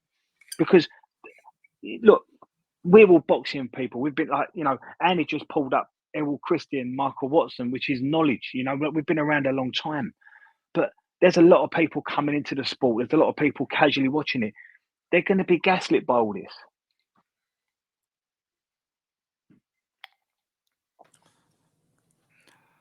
Well, Yeah, I mean, Eddie, I don't give a Eddie would say, Eddie, we've fucking seen this before. Wasn't it Rocky Fielding was going to knock out Canelo as well? Wasn't that when you see that one? He could say anything. Like, that's it's not really the promoters that bother me as much. It's more when you get the ex-fighters and the trainers. No, that's a good point. That's a good point. Eddie can sell alcohol to the Saudis, by the way. Easy work. I think what they said about Matt Macklin is that's the prime example. There's a guy who was in with a similar type of fighter, Golovkin. He knows all about Sergio Martinez. He was in with a prime Sergio Martinez. He knows what it's all about, levels. And all he had to do was say, he's up against it. It's a big ask. It's just infantilizing the viewer, like just treating us like kids.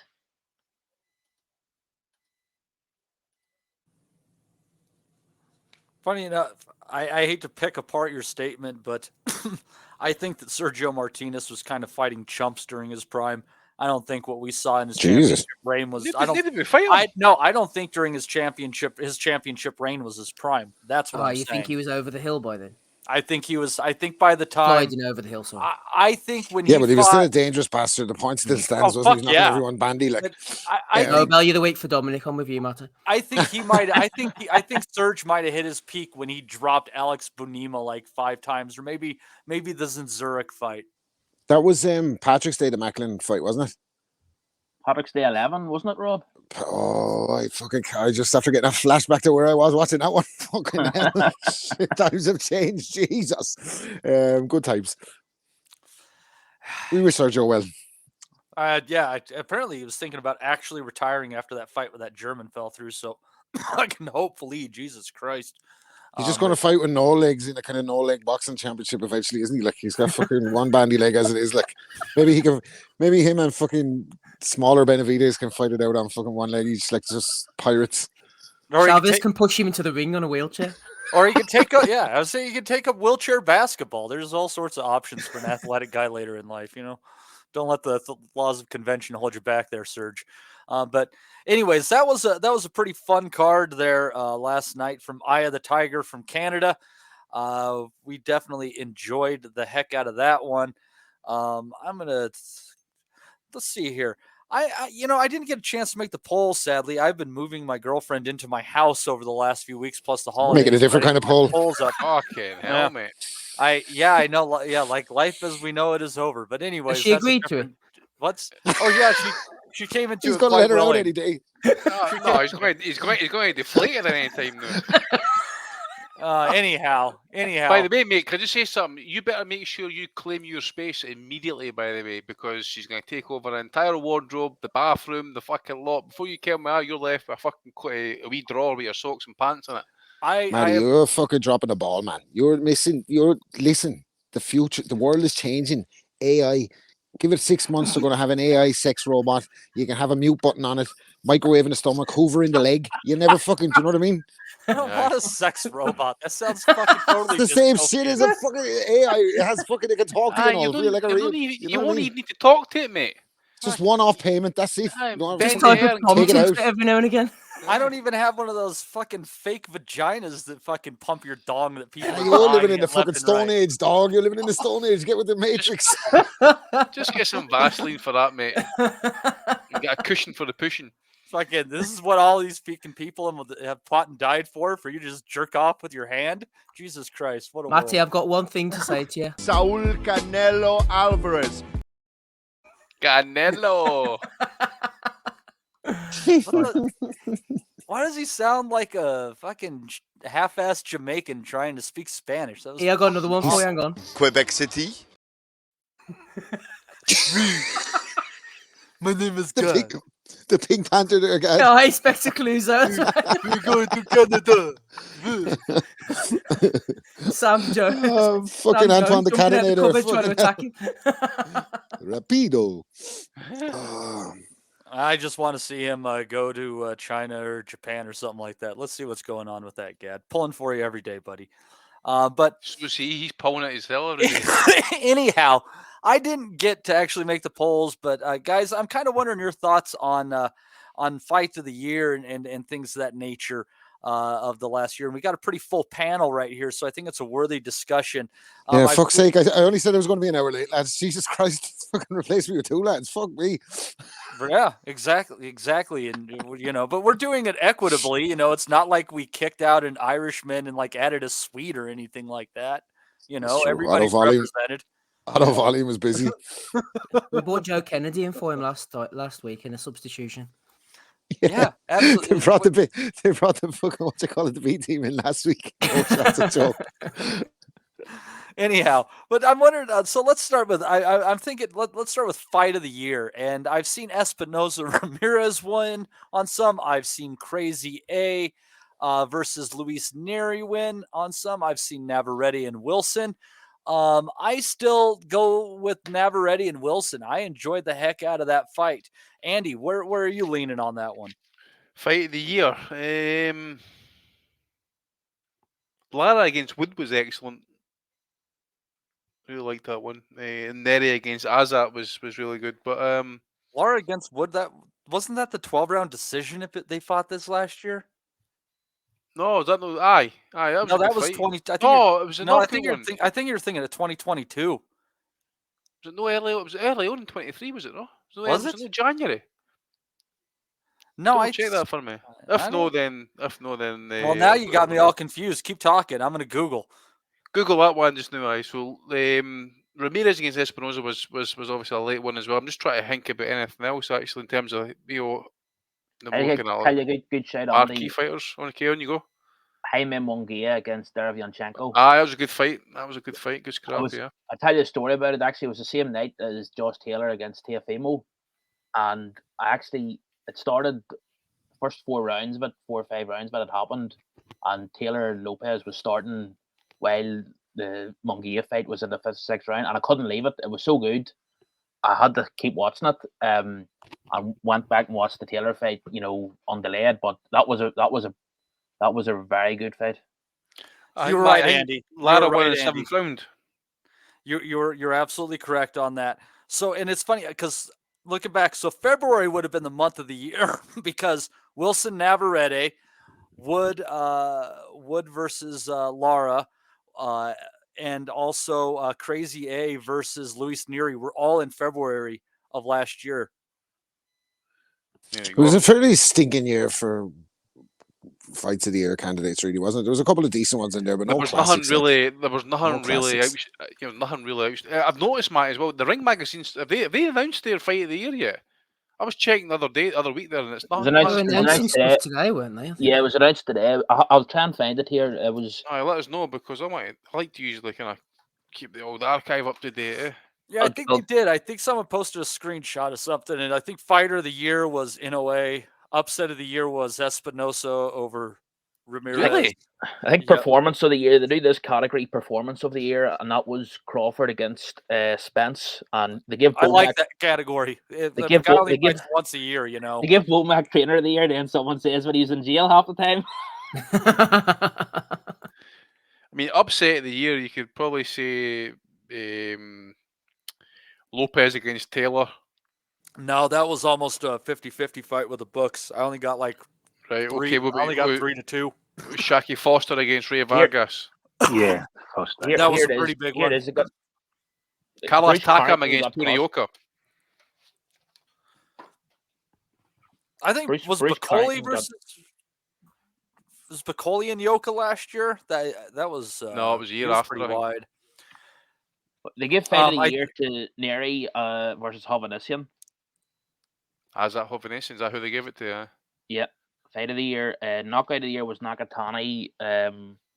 12th round against Maloney. That uppercut. Upset of the year was Espinosa against Ribisi. And he was paying 10-1. That's probably, I mean, if you look at it by the odds, 10-1 was Espinosa.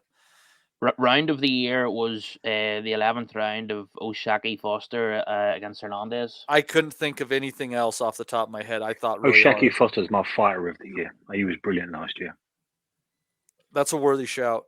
Big fan of Oshaki myself. Event of the year, the Day of Reckoning. Steve will be happy to hear that. Mm-hmm. Our 5-0 pod was the event of the year, I think. Comeback of the year, Joseph Parker. Mm-hmm. Didn't even know that was a category. Didn't Lee Wood beat Lara? I thought that was a brick. Didn't Lee Wood get off the floor to win that one? Yeah, that's right. That sort of one of the criticisms of these awards. I saw someone mention that it was too sort of too American centric and sort of not that to sort of neglect what goes on in the UK. Yeah. I think Lee Wood turning that fight around was a brilliant result. Lee Wood got knocked out in the one where he won the decision in the next fight in May. What was the one where he got off the floor? And he stopped the kid in about 5 or 6. No, it wasn't Conlon. It was that was Warrington. Warrington. So he boxed Lara. There was another unorthodox Mexican he boxed as well. Wasn't Same guy. He boxed Lara twice. He got knocked out by Lara in February, won the decision in May or June, and then Warrington victory in October or November, whatever. Right, I'm getting my fighters mixed up. Dude, they all run together. Everything runs together. Years fighters. Yeah. Dylan Smith was a good comeback against that Masternak, wasn't it? For me, he was getting battered for 6 rounds. Yeah, that was a good one. I think, Matty, what you said, Navarrete Wilson, I thought that was a great fight, and also the build up to the fight. Wilson got shafted, didn't he, by those dodgy scales, man? He weighed himself in, and then he came to the official scales and found out he was like 5.5 pounds lighter.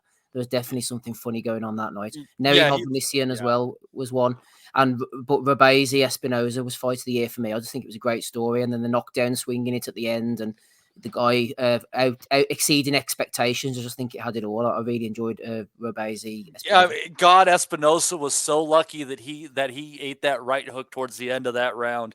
Fuck, if there was 30 seconds left right enough. There was a knockdown apiece. Yeah, absolutely. For me, just on the category of knockout of the year, the Nakatani, I would have gone for Mendoza against Big Fundora. Yeah, I thought that was savage. I can never remember them.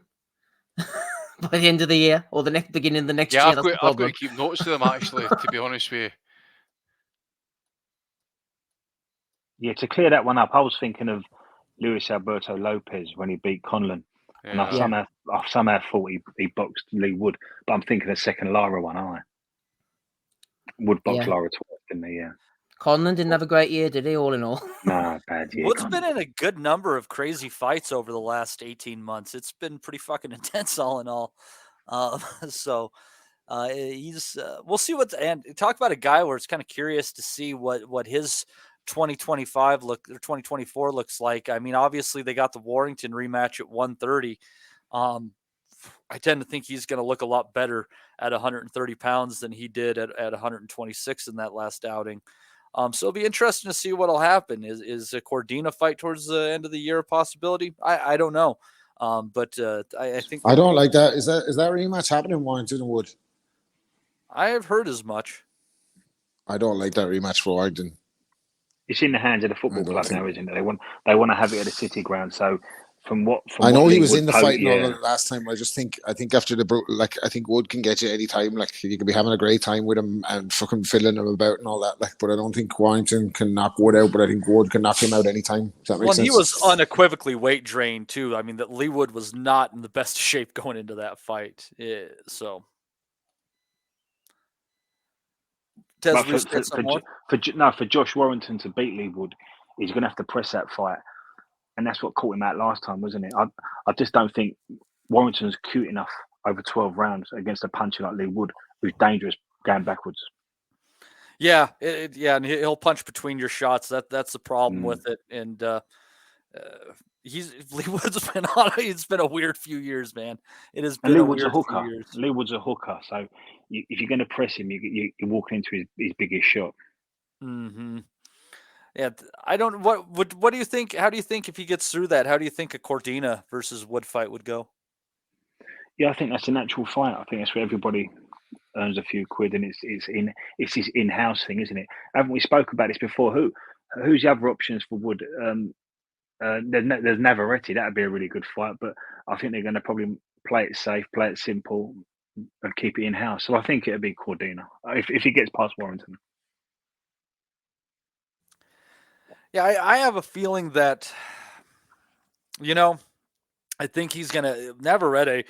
It's always a question how long he can exist in a weight class. He's very big still at 130 pounds, and I think my hunch is that after that last performance, Shakur Stevenson's in bad need of a dance partner who could make him look good and give him the chance to land some big shots. And that could very well be Navarrete. I wouldn't be shocked if we see Stevenson versus Emmanuel Navarrete this year. I think so. I said that after the Stevenson. No, was it who did Navarrete fight? They fought in the same card, didn't they? Navarrete fought Conceição, and Stevenson fought De Los Santos. Isn't that right? And I said afterwards, I bet you any money they're going to stick them two together. Black versus Mexican. Bob Arum loves them type of fights, don't they? Yeah. Or it could be against Abraham Nova. Oh yeah, no, but I forgot about him. Get him in the mix. Well, he's fighting Oshaki Foster in February. That's right. Just like, yeah, we predicted it, Steve. I just said it's just amazing. Of all of those names mentioned, Abraham Nova was the one they went with. Who could have seen that one coming? Abraham Nova. So anyhow, but it's the calendar is kind of interesting shaping up. But I'll tell you what, here's something that does have me a little bit worried, Dominic. We obviously all heard about the great and intriguing deal made between Amazon and the PBC, and yet I've seen nothing announced so far as to any fights that might be on that roster on Amazon, and that does worry me. Yeah, I was just actually thinking about that the other day, Matty, during the week. The fact that I did actually hear, I heard some rumor that the guy on Amazon side who negotiated the deal with Heyman and the PBC. He's been fired. He subsequently left Amazon. I thought I was just making a smart ass remark. No, he's signed over $500 million to Uncle Al. Yeah, no, you're spot on, Matty. I think that's I heard that during the week. He's left Amazon. Why? It wasn't disclosed why, but if that's the case, and he was the guy that sort of negotiated the deal for Amazon, and he's left, it does sort of it does sort of lump a huge amount of uncertainty around the sort of that deal getting off the runway, so to speak, and there's an awful lot of fighters whose futures are going to be up in the air. Fighters, and it could work in a number of different ways. It could mean that we're sort of lucky that with these fighters being sort of, in need of a home, we'll get the big fights, the likes of Matias, the likes of Crawford and Boots Ennis. Eddie's been talking this week about trying to sign Boots Ennis. It could mean that we get some of these fights that we want, but it'll be one to look out for. I like you. The fact that they haven't released a schedule yet, that would raise a few alarms. Here's a question for you about Boots Ennis, because this has been on my mind. I know he's a great fighter and everything, and they've upgraded him, I think, to world champion, after stripping Bud Crawford. But has he come along at the time where the welterweight division is at its most unglamorous for the last 25 years. He's arrived He could too be late, mate. He's arrived too late. He could be the guy that's like, yeah, exactly. Like he could be the guy. Like he has, I'd say, like he has potential to have talent. I'm not going to say he's as good as Terence Crawford, right? I don't think he's as good as Terence Crawford, but I think he's good enough to give Terence Crawford a fright, right?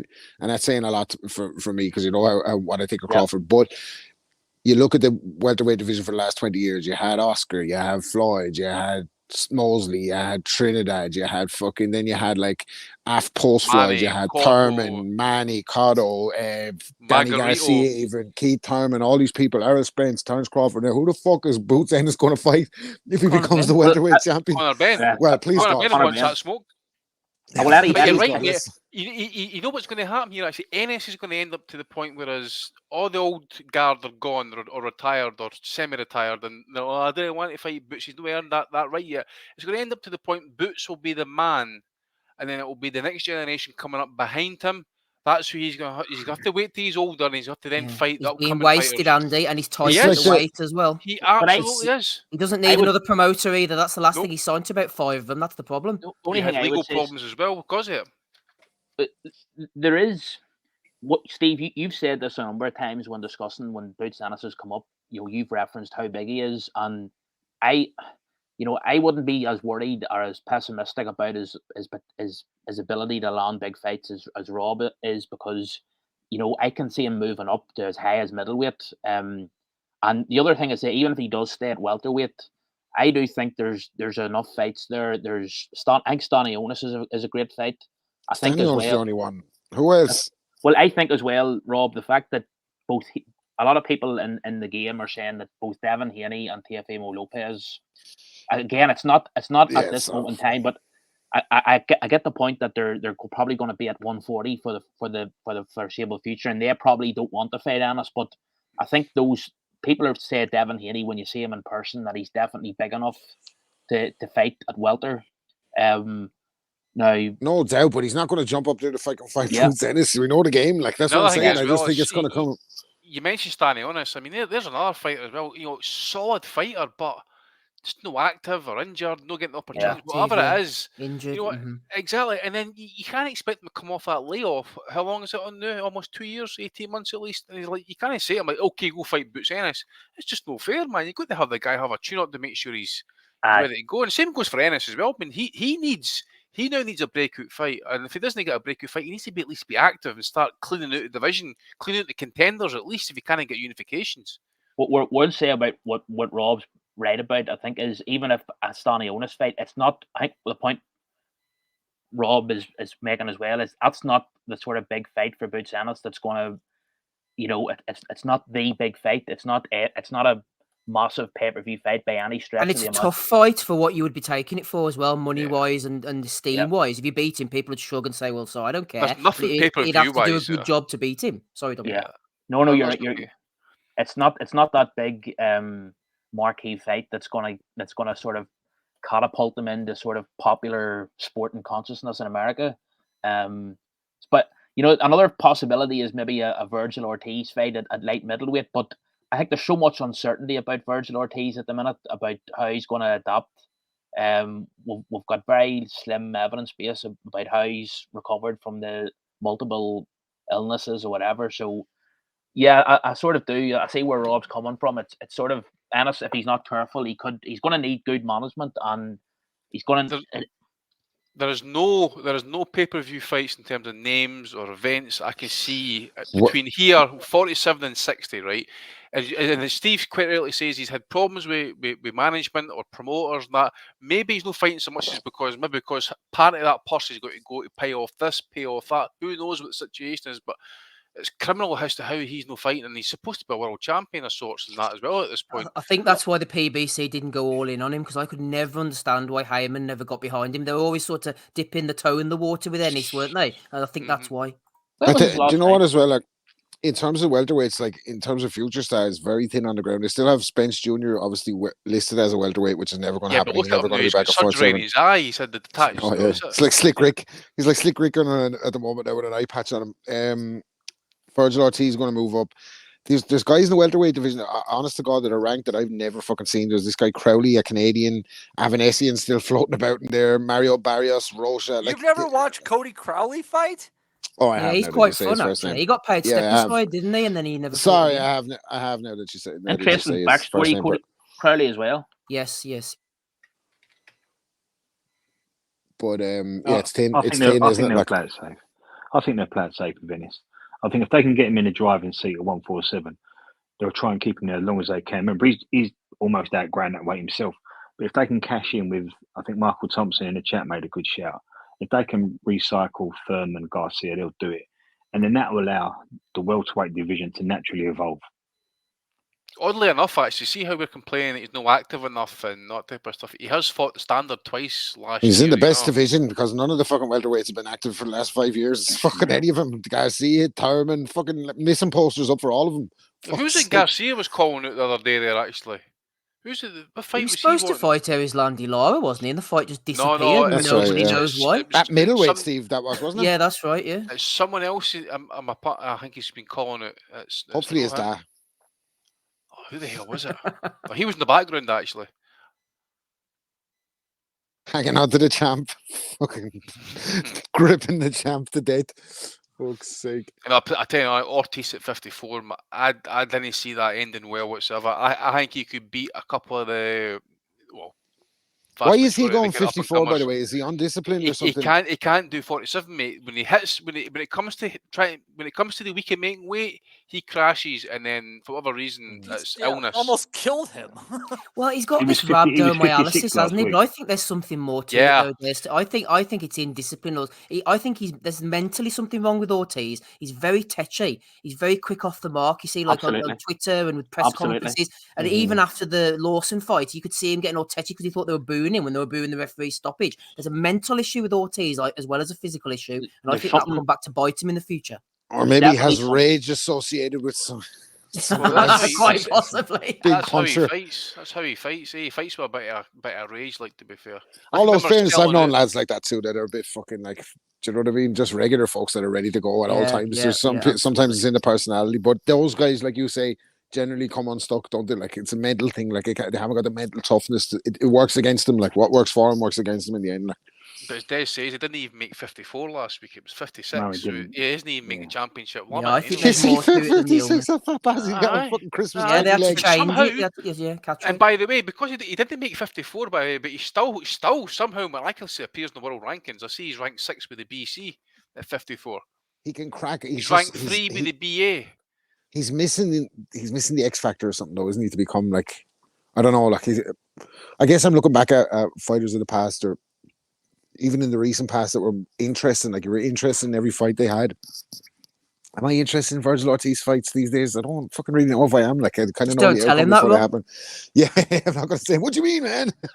Before he had the trouble, that Stan Jonas fight. That was a big fight with boxing fans, and whoever won that fight was going to carry a bit of intrigue moving forward. That's right. That it couldn't go.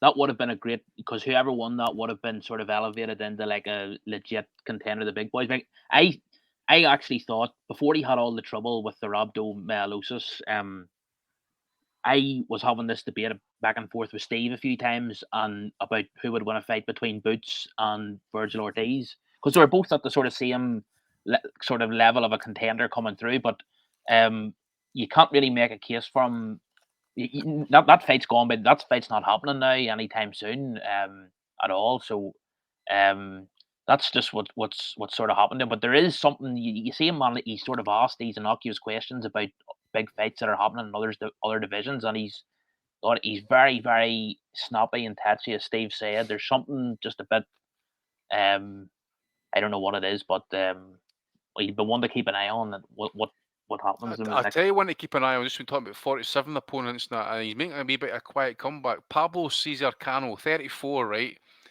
2-fight win streak. And he's new fighting the Gayazov, one of the Uzbeks. He's ranked. He's ranked in the top 10. That guy. He's ranked top 5, mate. Top 5. He, yeah? So he's making a wee bit of comeback. If he beats Gayazov, I wouldn't be surprised to see him getting a chap at the door. And hope big puncher. That would be stupid. I fucking hate him though because he's smashing Linares to bits at 140. He did it in Fucking one round. And by the way, wasted him. Guy's off isn't he a big puncher for what I can recall either. So that's when that Berlinga McCrory card actually. Kano's best shout where he could have had a title was against Malignaggi. That fight honestly could have gone either way. It was a close one. And we have seen genuine superstars of boxing. Leave 147, go up in weight, and the appeal has gone with them. Whether it's Ray Leonard, Tommy Earns, whether it's Oscar, Trinidad, Cotto. So yeah, Cotto, exactly. So if for example, Crawford landed at 54, and Boots ended up at 54, and he joined Tszyu and Charlo and Ortiz, we wouldn't be complaining, would we? No, true. We need to see Wouldn't be complaining to have his breakout fight. As such as well, we also got the 54 division kind of like, we got the fights in the end, we got the unifications, we got the fights that really mattered at the end of the day quite quickly as well. So we can't complain at that. Have had a lot of unified champs, legit, guys that can say that we are the number one. Can't complain in that regard. Because it's never been like this, in terms of like, so who is the clear champion at the weight, because you've got so many belts. I think obviously you had Taylor for a bit, you had Vladimir Klitschko for a while. Calzaghe got his belts in the end. Hay minus the IBF. Crawford obviously through 2 weight divisions, I think it was. Canelo's done it a couple of times, I think. Floyd possibly. Well, no, I don't think Floyd did it all, but here's one for just a side. Fucking that you're after throwing up there to me now. This dog's gonna fucking interrupt the pound. Fuck up. If Crawford wins a world title at 54, does he eclipse and retires undefeated? Does he eclipse Floyd's legacy? No, not for me, Rob. Yeah, not for me either. It's a bit of a bullshit question, isn't it? I would he's up there though. I'd say he's up there. He's up there, yeah. Let me say that dog got you spooked there, by the way. If he pain in the arse, he's going to get fucking sent to a farm if you don't fuck around. if Crawford's had a 1-2 at 154, and that was picking a belt off of Charlo or picking a belt off of Tszyu and then taking out Charlo, and that was undisputed, you might have to give him that. But I think the belts are going to fracture before then. That's kind of the shame of how this Charlo thing has unfolded, because if they could have just squared that up right away, because I'd have favored him against Charlo. I would really have favored him against Charlo. Oh, honestly. Yeah, definitely would have favored him down the line, down the stretch as well. Like. Especially after the mental damage done by Canelo. I mean, getting beat like that and just never being in a fight is definitely damaging to your psyche. That kind of fucked it up as well, though, didn't it? That venture for Canelo or for fucking Charlo, small Charlo, North, that venture fucked it up, because if he comes back down now, the Crawford beats the shit out of him, everyone's going to say he's damaged goods and the belts are all fragmented anyway, so it's not worth fuck. Stupid question. Sorry, move on. Yeah. but a weight class needs a pot of gold. So Oscar was a pot of gold, and where he went, people followed. Floyd ended up at welter, and people got to welter. Canelo, wherever Canelo ends up, people are going to follow. So we need a pot of gold at either 147 or 154. So someone's got to step up and be that pay-per-view fighter. This is it. You're looking around the sport now to see who's going to be the next guy to really take it to fucking megastar levels outside the heavyweights, who are all on the way out, by the way. Is there anyone?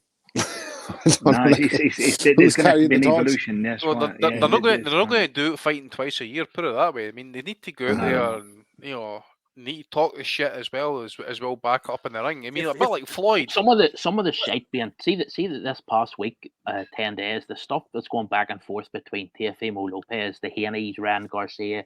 It's an absolute. It's just a complete guff. It's just just. It annoys the shit out of me, that too. They're tweeting each other. The only person I like on Twitter is Crawford, because he tweets like he talks in real life. So if some fan gives him stick, he's always like, I bet your soft ass wouldn't say that shit in my face. Someone needs to take Stevenson's phone off him, man, because it doesn't do him any favors. On the aforementioned, like, big star, I think that the artist formerly known as Tank Davis, if he could keep his head out of his ass, could probably pull that off to some degree. I think with his style, William Zepeda, if he went on a good run, especially in the weight division he would have to do it in, he would pick up a whole lot of fans in that process. He has to get past Maxie Hughes first. Yeah. Despite his missteps, I think Teofimo Lopez Still has huge star potential, especially if somehow this year they make a fight against Subriel Matias, because Yeah, I like Tio. I think his athleticism is exactly what you need to beat Matias, No, and that's a big victory, and that is a fucking fight. I was on the hype train for Teofimo Lopez after I thought he'd give Lomachenko problems. I didn't think he'd beat him, but I thought he'd give him a tough night, and then he beat him decisively, I thought, and then everything fell to shit, and he's come back to the forefront now. But my problem with Lopez is he hasn't got a good team, and they're letting him talk too much. And when I see him talking, it actually makes me think that Eddie Hearn did such a good job with Joshua, even though it cracked me up at the time when they were rolling him out in the big white robe with the fucking Muhammad Ali black and white fucking homage in the background and all that, and he was stay humble, be humble, and he was like a PR robot. But Hearn recognized like he couldn't let this fucking guy off the leash because he could say anything, as we saw later on. You get me? Like, so there's nobody around Lopez to just fucking quieten him down a little bit, and I think he's too much of his own worst enemy. Talent wise, I agree with you, he's there, like, but I think he's so athletic, he can fucking punch. I think if he's dialed in, but like that has too much to say. Like, he got rid of Joel Gamachi out of the camp and all that, and then he went to shit. I don't know.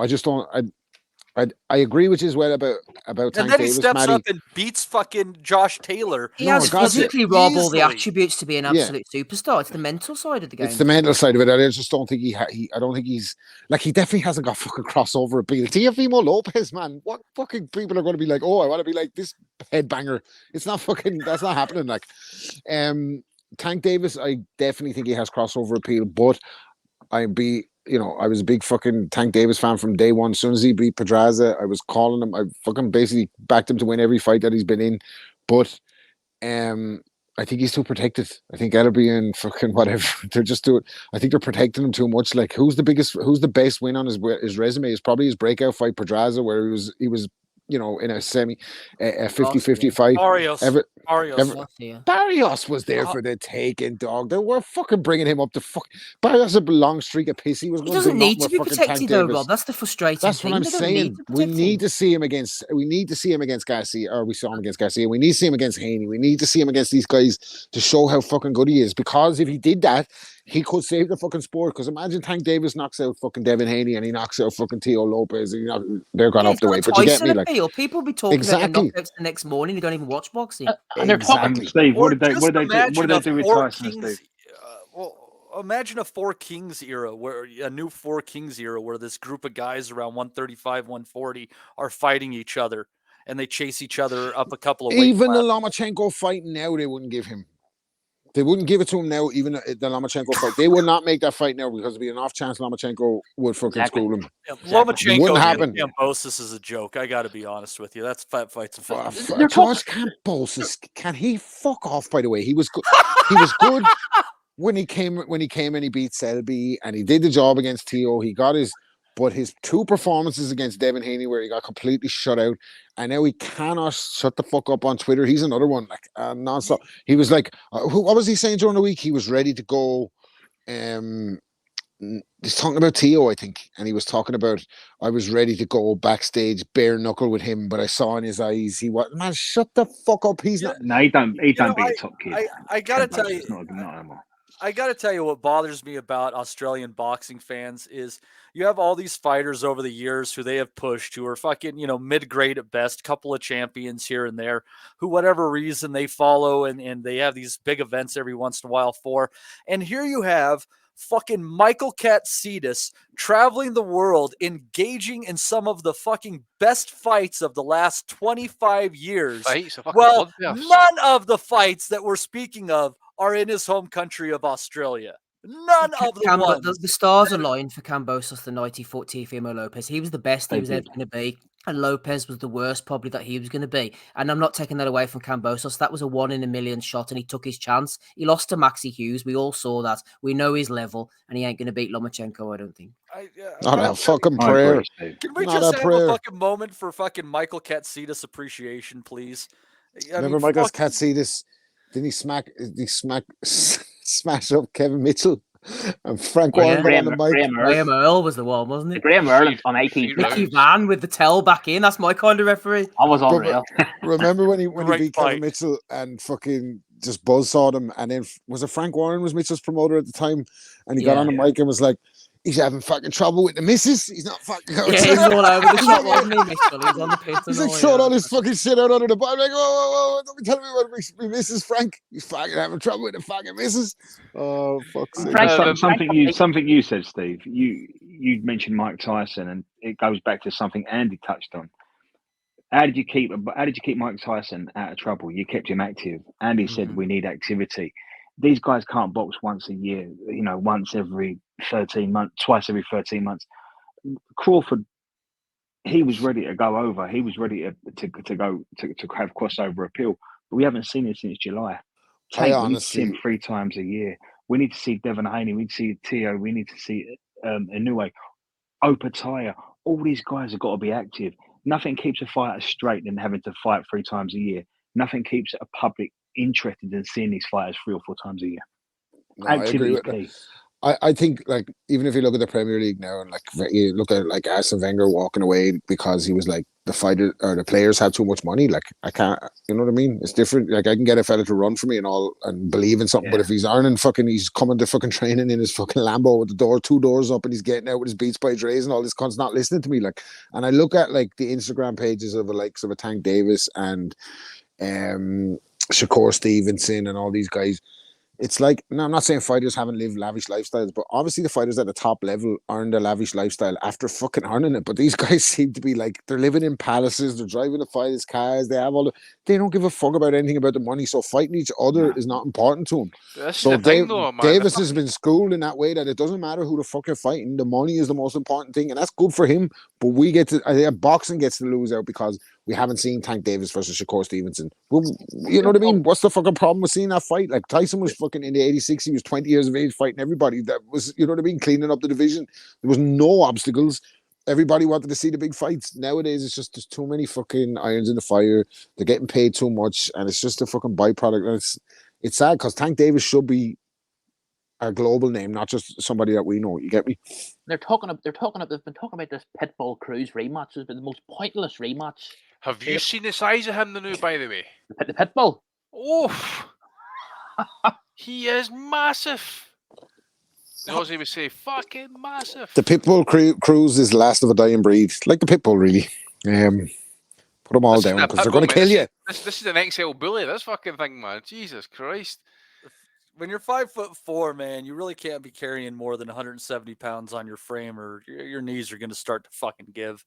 Tell that to Prince Naz, asshole. Used to shave my hair off as well. Yeah, but just remember, in his day, he was bloody good, as he so says, standing over a pie. He was entertaining, even though like I had a bit of begrudgery towards him because I felt like he was ripping off Macho Camacho's act a little bit. But fuck me, imagine him nowadays in 126 division, fella like him. Fucking hell. He knew how to sell a fight, and it kind of like, if there's anything I would say fighters need to work on if they're gonna like get into this big bunch of bullshit, they need to like revive the great ring entrance, man. Fucking Naz had a few fucking bangers for sure. I remember, I love that fucking documentary in the run up to Barrera. I know I've mentioned it on here so many times, but I love that Barrera documentary, the ITV one, where they're basically behind camp with Naz before the Barrera fight, like, and he's with Manny for the first time, and they go for the first day's training. And they're like, "How did that go, Manny?" He's like, No, everything's wrong. He's pulling his head up in the air. Everything is wrong. He's like, fucking couldn't understand what this fucking fella was doing in training because he was so unorthodox. Like, but like he was a mega star. Forgive me, by the way. That's what I was going to say. I know my memory's hazy a little bit because I was doing music at certain stages, so I was like a boxing nerd from the kind of age of 8 up until I started getting some ass and give a shit about these fucking fighters anymore. Did you get me? I was out doing my thing, but I can't fucking. There's a bit of crossover between. Was there a bit of crossover between Floyd's career and Naz's career? That fight was touted at one stage, wasn't it? Like, yes, there was 100%. They could have fought each other. Yeah, that would have been some fight, man. Naz would have had to jump a weight class though, and I always felt like he probably could have made 122. He wasn't a huge featherweight by any stretch. He was a pretty small featherweight, all things considered, even being a bit broad. Did he not start out at 122 anyway? He might have in his domestic career. Yeah, he did in his domestic career. I think he had to start a few fights at Super Mountain before he. Does anyone remember a featherweight called Derek Smoke Gaynor? He used to be trained with Roy Jones. He used to take a monthly ad out in the ring, and Boxer Monday to call out Nazim Hamid. Do you remember that? No, he I used to do forget that all who's the he a time. trainer right now? He trains somebody quite high profile. I'm not sure. I know he was with I saw Jones him and them. recently in someone's corner. Who the hell was it? I'm going to look up his box right now because I think he actually he was a good fighter, but he got beaten by good fighters. Like he He had a wasn't mad a fight, slouch. didn't he? Was it against him against Kevin Kelly? One of his fights was bonkers, I seem to remember. Yeah, it was the Kevin Kelly one, I think. Was it Kevin Kelly? Yeah. Yeah. His kid's boxing. His nickname is Half Gainer. I'm just kidding. Gloria Gainer. But anyways, let's move on the discussion. Otherwise, Mrs. Wellington is going to be very upset with us. So let's hit into the schedule this week. Only a couple of things off the It's top. only of my 10 head. o'clock, Mrs. Wellington would be delighted. She'd be sending them back down to the fucking basement if she sees them at this time. Only a couple of things I'm looking at on the schedule, really. And if you guys think of something else, please let me know. We're going to have a Pro Box card on Wednesday with one of our Prediction League picks is in. Going to have 8-0-1 Jacob Bradley Gomez Zayas. That's a lot of names. Taking on 6-0 Ezequiel Barrero. Excuse me. Then we're going to have Freudis Rojas, 12-0, taking on Christian Baez, 12-3. And then a battle of undefeateds, Luis Feliciano, 17-0, taking on Myquan Williams, 19-0-2 in a 140-pound bout. That is the one on our Prediction League. I think you're making them names up, Matter. I wish I was, Steve. I wish I was. But we can expect that action from Pro Box this Wednesday. But I think the only card that everyone's really paying attention to is going to be on Saturday. Going to be at the Echo Arena in Liverpool. Let's see here. Where the heck? Oh, I had the. Oh, let me get the card up. God damn it! I just had one of the fights up. Going to be headlined, I believe, by the women's title fight between Natasha Jonas and Michaela Mayer. Mayer making the jump to welterweight. Get to that in a moment. Also, Jack Cullen taking on Zach Chili. I think they might have fought before. Aaron McKenna and Linus Udofia. I believe we just saw Udofia in a bit of an upset recently. And Mark Jeffers against Jermaine Brown. Also going to have a little more women's action on there with Olympian Karis Artingstall taking on Alita dos Santos Furtado in a nice step-up fight for her as she is chasing down a world title opportunity. Andy, what are your thoughts on these fights? I know you're not entirely too smitten with this card, but hey, it's a Saturday afternoon. What the hell are we going to do? What's the card again, mate? The Sky card. Yeah, the one I just went through entirely. No, sorry, mate. I was actually just kind of following up on the NFL results. Just I've got a fair bit of money on this game tonight. I'm more interested in that one, to be fair, mate. Yeah, it's a 7-0 Packers right now. Yeah, We'll going to someone else just now, mate. I'm just watching A some little details parlay, here. Andy. Oh, parlay, Sunday mate. night. Yeah, fancy a wee bet, mate. Fancy the Cowboys to do the business, you know. I fancy one last night, and I'm glad I didn't put it on when I wake up this morning because I was going to lump on BETERBIEV on the under, and the bastard went and did him in round 7 and fucking sick of me altogether. So I'm glad I didn't do it now. So, Andy, any thoughts on those fights? I'm just pulling up the card now, mate. I'll go with maybe a Chile win possibly. I think, and Jonas possibly beat Mayer. Not too sure. Who's that? Aaron McKenna, is that? I can't remember who that is again, actually. You're asking the wrong guy. Yeah, One of the Irish prospects, isn't he? I think wasn't he on mixed? No, he was. No, that's Golden not. Boy? Steve. I don't think that's Mick Hennessy's. No, McKenna. sorry, yeah, this is the one who was signed by Golden Boy. I think there's actually and based on the West Coast for a while. This kid. Well, hasn't this been an exciting? I'll go through it quickly. Right, this is a bit of an overflip card. It's quite an incestuous card, actually, Matty. They've all fought each other at some point off of these boys.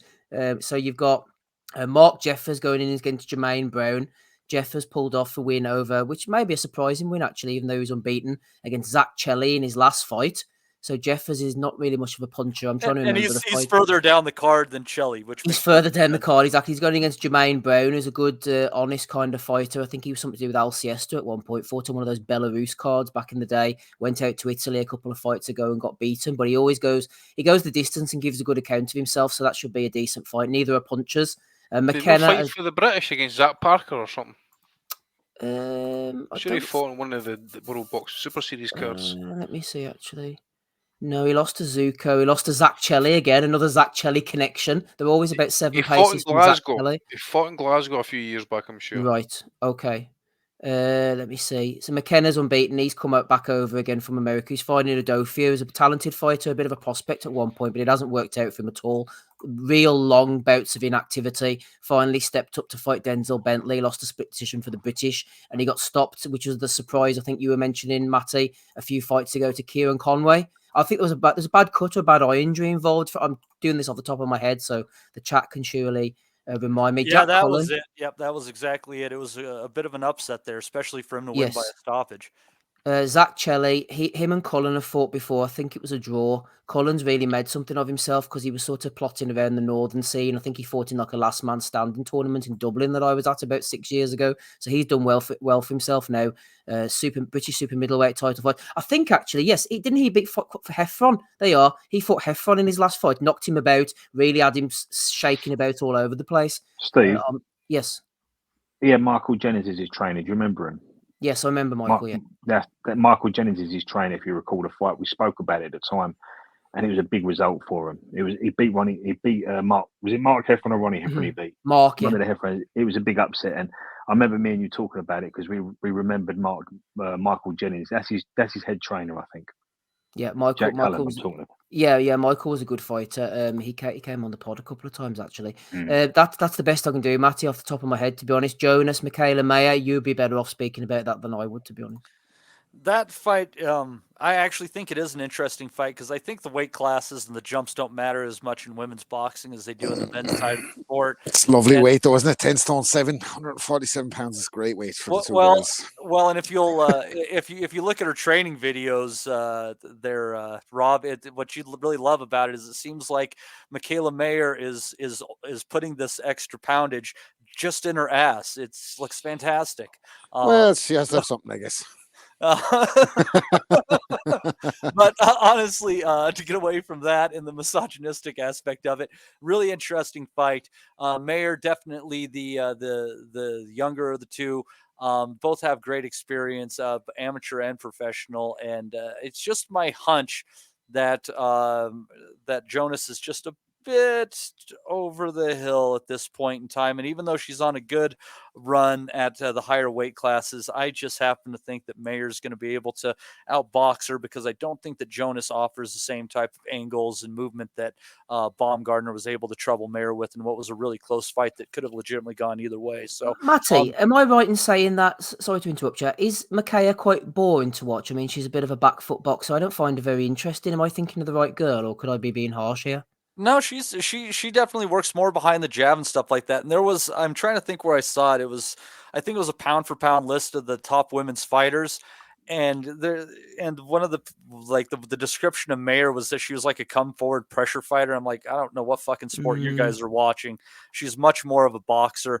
I mean, she can put it on gals at certain times, but that's not really her game. There was talk of this being. Sorry, Rob. No, I was going to say a better description would have been. Looks a bit like Nicolas Cage. That's fucked way up. Better description of her as a boxer. That's fucked up because people have also told me that I look a little bit like Nicolas Cage, so that would mean that I look like Michaela Mayer. Well, they say you're attracted to people that have the same symmetrical faces and all that, so maybe there's something to that about you. I was going to say, Matty, was You're there not saying some... I just want to fuck myself, Rob? No, but I was going to suggest this. Fuckface. I'll get this out, yes. Wasn't Maya complaining that the fight was so many weeks out and she didn't know it was going to be a 12-3s or a 10-2s? I'm assuming that was resolved? Yeah, it's 10-2s. Okay. So, yeah. That's good. We ain't got to suffer as much of it then. Fuck off. Anyways, Des, what are your thoughts on this card? Yeah, I think the two interesting ones are Jack Cullen and Zach Chelly. That's a real hard one to pick because they're not punchers. They've boxed before. They fought to a draw. Cullen's coming off of that brilliant Heffron win where he looked like a puncher. Done really well. Something tells me Jack Chelly's going to con him out of it. They're going to win by Jack Chelly will win by a decision. With the two ladies being over 2 minutes, I think that Joe Gallagher's style will really help Natasha. She's not been as active as Maya, but I think she'll have her hands up and she'll press, and I think Maya will keep going backwards.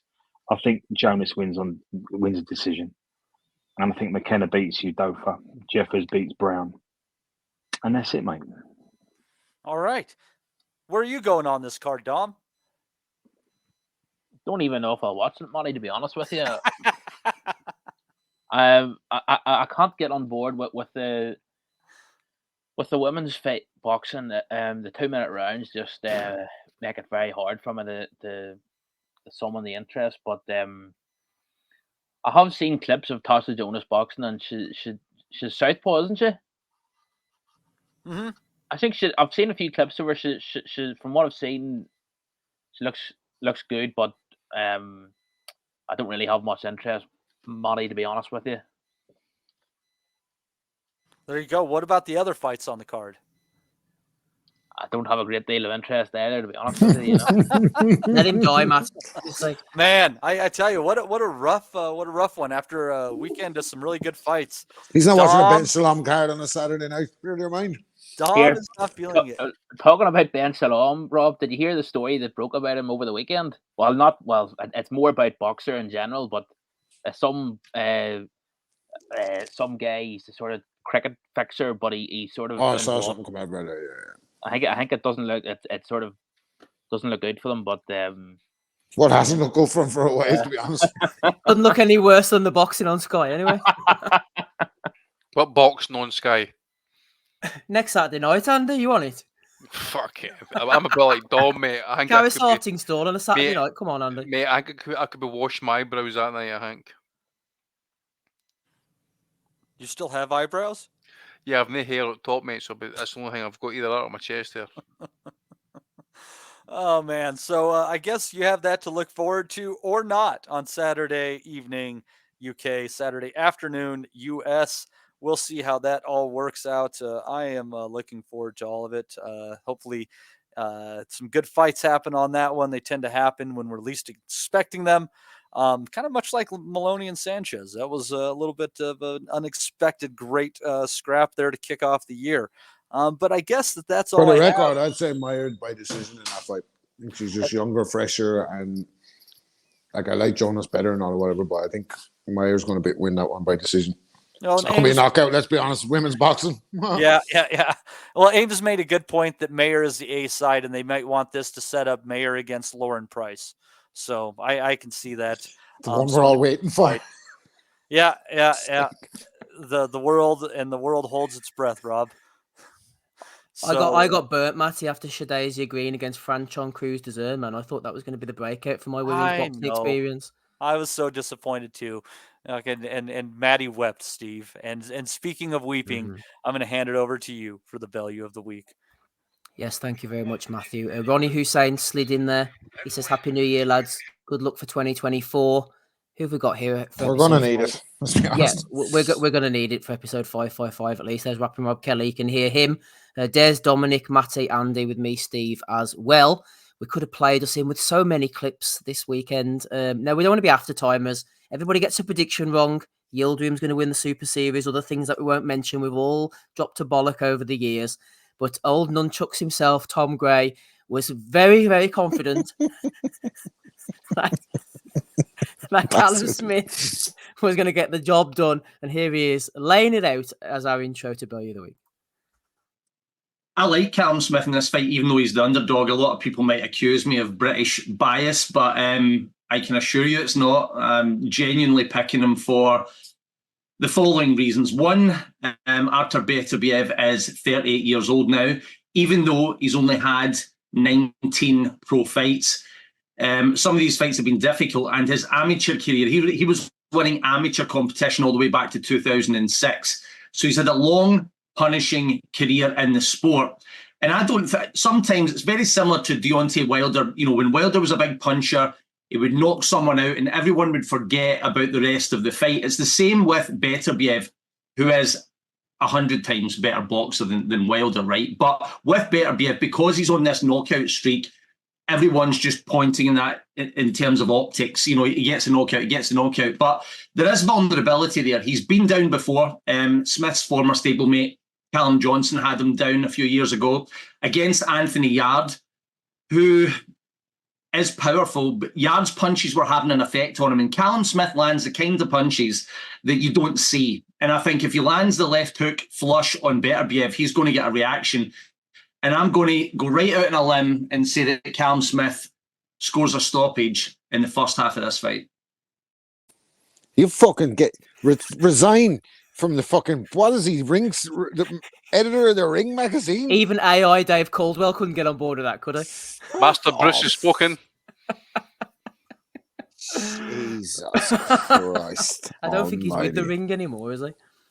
I'm still shocked that he was only paying 3-1 as an underdog. I like, all right, whatever. That was pretty easy money on BETERBIEV there. He said Callum Smith hits you with the kind of punches you don't see. He's right. We didn't see any of them. They didn't. Fuck's sake. Funny, That's the kind of guy who's trying to be different, like, isn't he? He's trying to be like, he'd get it right this morning, he'd be celebrating, he'd be like, I told him also, even though I went out on a limb and I didn't know what the fuck I was talking about, I told him this was going to happen. Watch the fucking fights. What part of anyone that watched the fight would think that fucking Callum Smith could beat fucking ARTUR BETERBIEV? Jesus, Mary and Joseph. Funny, there's a short clip of an interview with BETERBIEV. It's only about 30 seconds. You know how short his interviews are, and the guy was asking him about the fight and how Smith, what challenges he presented to him, and he just sort of said in his broken English, sort of, we need the God here to impersonate in a Russian accent, where he says, "I see everything. I saw everything." So he did actually see everything that was coming at him, like. But there you go. Tom Gray thought different. Tom Gray fan, Andy? I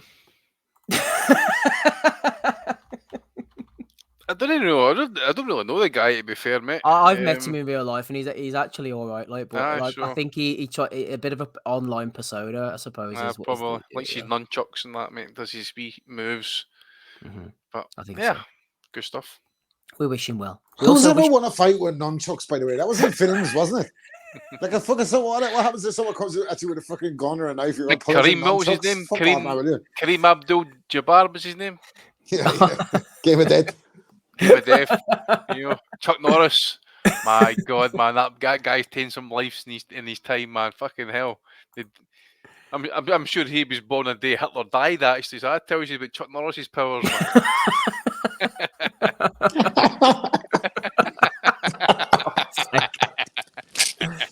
Oh dear me, we wish him well. Some fucking man. Rick Glazer couldn't play this one, unfortunately, because there was music in the background. But Vegas breaking news, Mr. Boxing Guru. Apparently, Rick Glazer stole a bunch of drink vouchers from the Golden Boy staff and got ridiculously drunk. Check this video out. Oh, go and play it, man, please. I can't because there's copyrighted music, so I haven't even cut it. Shit. But have you got the link for it? Someone tagged us in, and Mr. Boxing Guru did. Guru, But Rick wasn't happy about it, Andy. He said, in the flight back to home, had a great time in Vegas with my lovely wife, Sonia. To put all the internet lies and Bubba to rest, my wife didn't run off with Steven Espinoza. She despises the woke, and I didn't get thrown out of a casino drunk. I was drinking my life, nor was thrown out, period. Keep listening to the internet lies and Bubba, and you'll be as dumb as those putting that garbage out there. So, yeah, Rick wasn't... Oh, slick Rick. Hold on. Nobody said his wife went off with Espinoza. I need to find out more about this. I think another guy did. He said you're going to open up a chip shop in the north of England or something. Oh, slick Rick. Wasn't Bebop Alula a song from the 50s? Yeah, I think it was. Oh, man. Video? Oh, dear. And many will remember a heavyweight from back in the day. Franz Botha fought Evander Holyfield, fought Lennox Lewis, fought Mike Tyson, fought Michael Moorer, fought Vladimir Klitschko. If you're wondering what he was up to these days, life has maybe took a bit of a downturn for old Franz Botha. He's now popped up spamming his gym link underneath Wellington's LinkedIn posts. Oh. Listen, have you clicked on the link? What does it say in the link? I didn't dare click on the link to be honest. David, wait till you get to work and then click on the link. Someone else get access life's to your took a downward turn for him, Andy, clearly, man, if that's what he's been resorted to. Jesus. I love the way Steve said he fought all those guys. I didn't win any of those fights. Well, yeah, okay. Maybe he did. I remember the Lennox Lewis put him through the bottom rope or something. It was a classic 1-2, wasn't it, from Lewis? I think. Just Bang, bang. absolutely iced him. That made the Tyson. Then afterwards, Hit him he off the said, tell ground. Mike Tyson Lewis- to either put up or shut up. Lewis hit him off the ground like a fucking basketball, didn't he? It's like he's dribbling him. Jesus. Oh, fans, we wish you well. Yeah, got plenty of videos this week. Before we do so, you know this is going to get mentioned, don't you? Here he is, Tony himself. I'm not sure if we've done that little graphic, but Amazing. That's good. My Ryan Deal post that one, eh? That's No, good let's to be. do this. It almost looked like the twins in the junkyard from the movie Nothing But Trouble with Chevy Chase from like 1989, if you remember that one. No, but he wants to believe. There's Tone with his tinfoil hat on. He says, obviously, we want to see Bivol BETERBIEV next. It's a great fight, but please show me a fighter who's got stronger with age. He's 39 and he's getting more destructive. Physically, that's not usually possible, but he's doing great doing it. Great sport needs looking like baseball was. You know, I'll give you one cynical Tony Bellew. Manny Pacquiao. BETERBIEV's clearly not one of the lads. Well, he's not a Brit for starters, is he? So he's not part of the club. Bellew, man, like I'd like to actually thank him for slow weeks where he comes out with, because like we've seen all this shit before from Bellew, but even though he's like aware of all the fucking people taking the piss out of him, he still continues this fucking shit. Like now he wants a full investigation into Artur BETERBIEV for having an atypical finding, which is produced naturally, which is not the same as a failed test. But his mate Connor had 2 failed tests. But forget about that shit. Let's get to the bottom of Artur BETERBIEV. Fuck me, man. Bit of the bomber. We love a bit of bomber Bellew. Somebody sent a video in as well of the bomber this week. A bit of accidental partridge getting himself in a spot of bother, thinking somebody was looking for a photo. Let's have a look at it now. Yeah. Anyone want anything from the shop? Freddo's, lad. Used to be 10 pence back in the day then. All right, love. Telling you, lad. Everyone knows everyone. It's everything. Do you need a hand, champ? Do you need a hand? Go ahead, lads, you get in. I'll lift it up for you. There you go, mate. Have a nice day. Yeah, come here. Oh, with this in the background. Come here. Oh, you want a photo of you? Come here. You'll realise soon. There you go, champ. Thank you. Pleasure. Show that to your mates. They'll let you know. Classic. All right, fair play to him being a decent guy and helping his neighbors and shit like that. Everyone knows everyone. Well, it's basically like if Cheers was a town, it would be Everton, apparently. Except nobody knows Tony. See that last bit? See if that was anything else, man. We got the fucking phone lobbed at us. But see when he goes to him. You'll realise soon, mates. You'll be at home in your bed, mates, and you'll realise Tony Bellew's taking a photo of you, mate, and you'll be sorry then, pal, because everyone knows everyone around here. Even the old man who's I've staged to be outside his house when I walk down the street, mate. Oh, what a guy, man. I love this guy, Bellew. Never leave the public eye again, Tony, man. What a guy. Probably fucking Joe the Ripper for the local pub that hey, like, mate, I'll give you 50 spot if you can just walk out your front door for me, like pretend you're disabled. Well, to be see the way the old fella hopped in the door on his own, by the way. What was he doing? Ran up the stairs to get the kettle. Didn't read the script today. No. Oh dear. To be fair to the guy at the end though, Andy, you know, Tony hasn't been spotted in a while, so you wouldn't recognise him, would you? Well, exactly. Mate, he's been in the jungle for a while, mate, and lost a lot of weight. He's looking like the half the man he used to be. So eating Freddo's, used to be 10 pence. Brexit. Tony needs to try a fucking Frodo bar and batter with the Scottish way. That's what he needs to fucking. He's missing it. He's missing it, Tony lad. Anthony, exactly. Tell you who else is missing out. Here we are. JC's transfer dong, Slack the Planet, has alerted me to this. Bitcoin Rodney arrested. Who saw this coming? In relation to Hyperverse scam. A crypto influencer known as Bitcoin Rodney was arrested by the US authorities. It fleeced victims out of $1 billion. Clearly a billy. He got got What's the fucking Hyperverse? Have we already left the metaverse? What the fuck did I miss? Metaverse is old hat.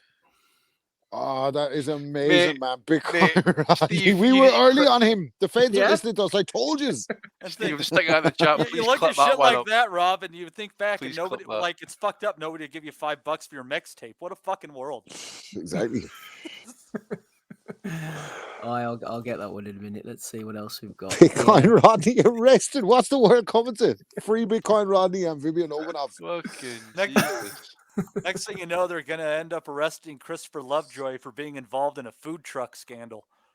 That's amazing. He just got too greedy, didn't he? Bitcoin Rodney he had a Billy behind the scenes, but he had to pop up on that Florida fight poster and put himself in the fucking in the firing line for the fights. Bitcoin Rodney. He's like a real life Repo Rick Tony, is shitting himself.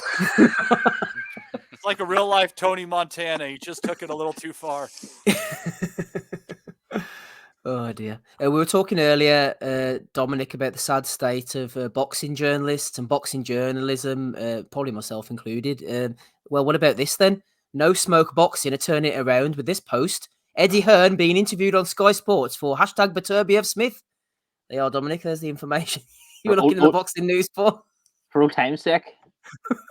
I'll tell you what. Old Andy here's got the kind of love sick eyes for Eddie's, the way he's looking at him.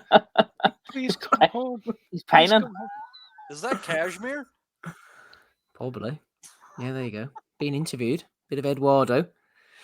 Oh dear. What else have we got? Let's have a look here quickly. Errol Spence getting involved. He might not have any eyes, but he's still got a brain. He says, oh yeah, if you was born a man, you shouldn't be allowed to fight women. If born with a dick, you should fight another person born with one too. Bit of philosophy there from old Earl.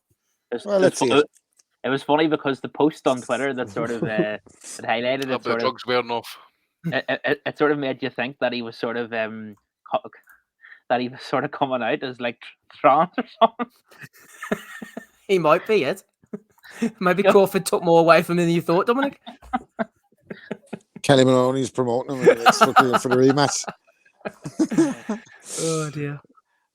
I love that fucking, like I referenced that earlier in that thread as well. Somebody was like, oh, to Bud Crawford. Bud Crawford was like, no comment when Spence started talking about his cataract and all that. Like, no wonder I was getting hit with so many left hooks I couldn't see, or I got hit with so many hooks and jabs I couldn't see out my eye and all, blah, blah, blah. Comment was like, no comment. And some bastard under the comments was like, named a list of fatties that had died. And he was like, Bomac next. Crawford was like, a bitch or soft ass wouldn't say that shit to my face. And I was like, I bet he wouldn't either, but.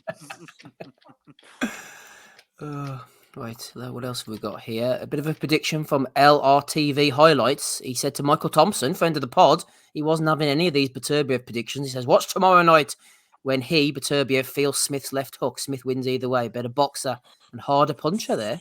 Then His who? left hook is more mythical than fucking. Who was the other British fighter that they said had a left hook like fucking. Who was it?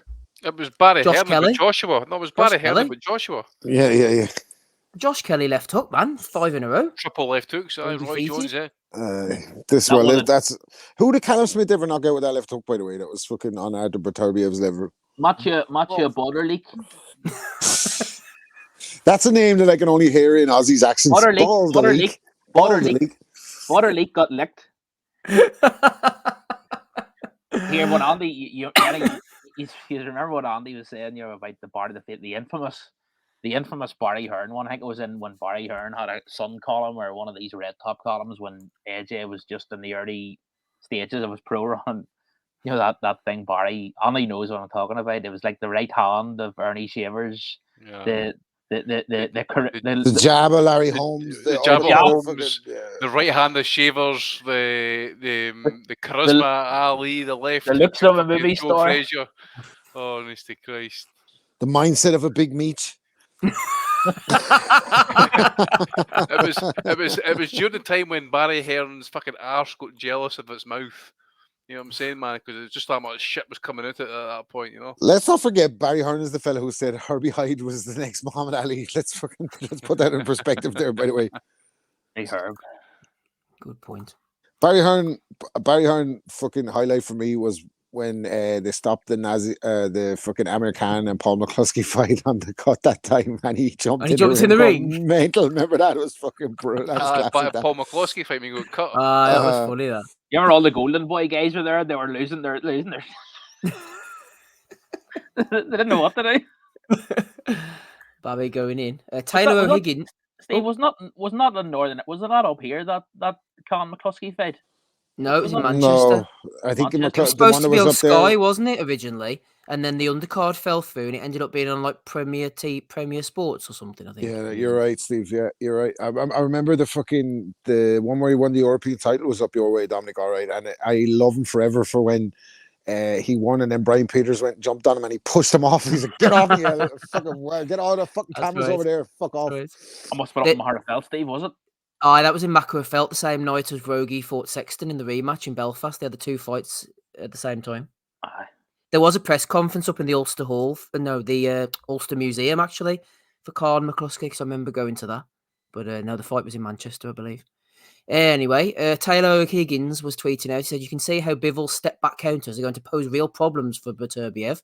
And then Raf, Elusi 2.0, one of our analytical friends on Twitter, who we're big fans of here, he said, to play devil's advocate, BETERBIEV's flat-footed, yet still glides his feet very fast to re-maneuver angles. Given that the majority of Bivol's perceived flurries were in fact non-scoring shots, is there a danger of focus overstating the IQ gap between that's them? what we talk I think about there's all an the time. IQ gap.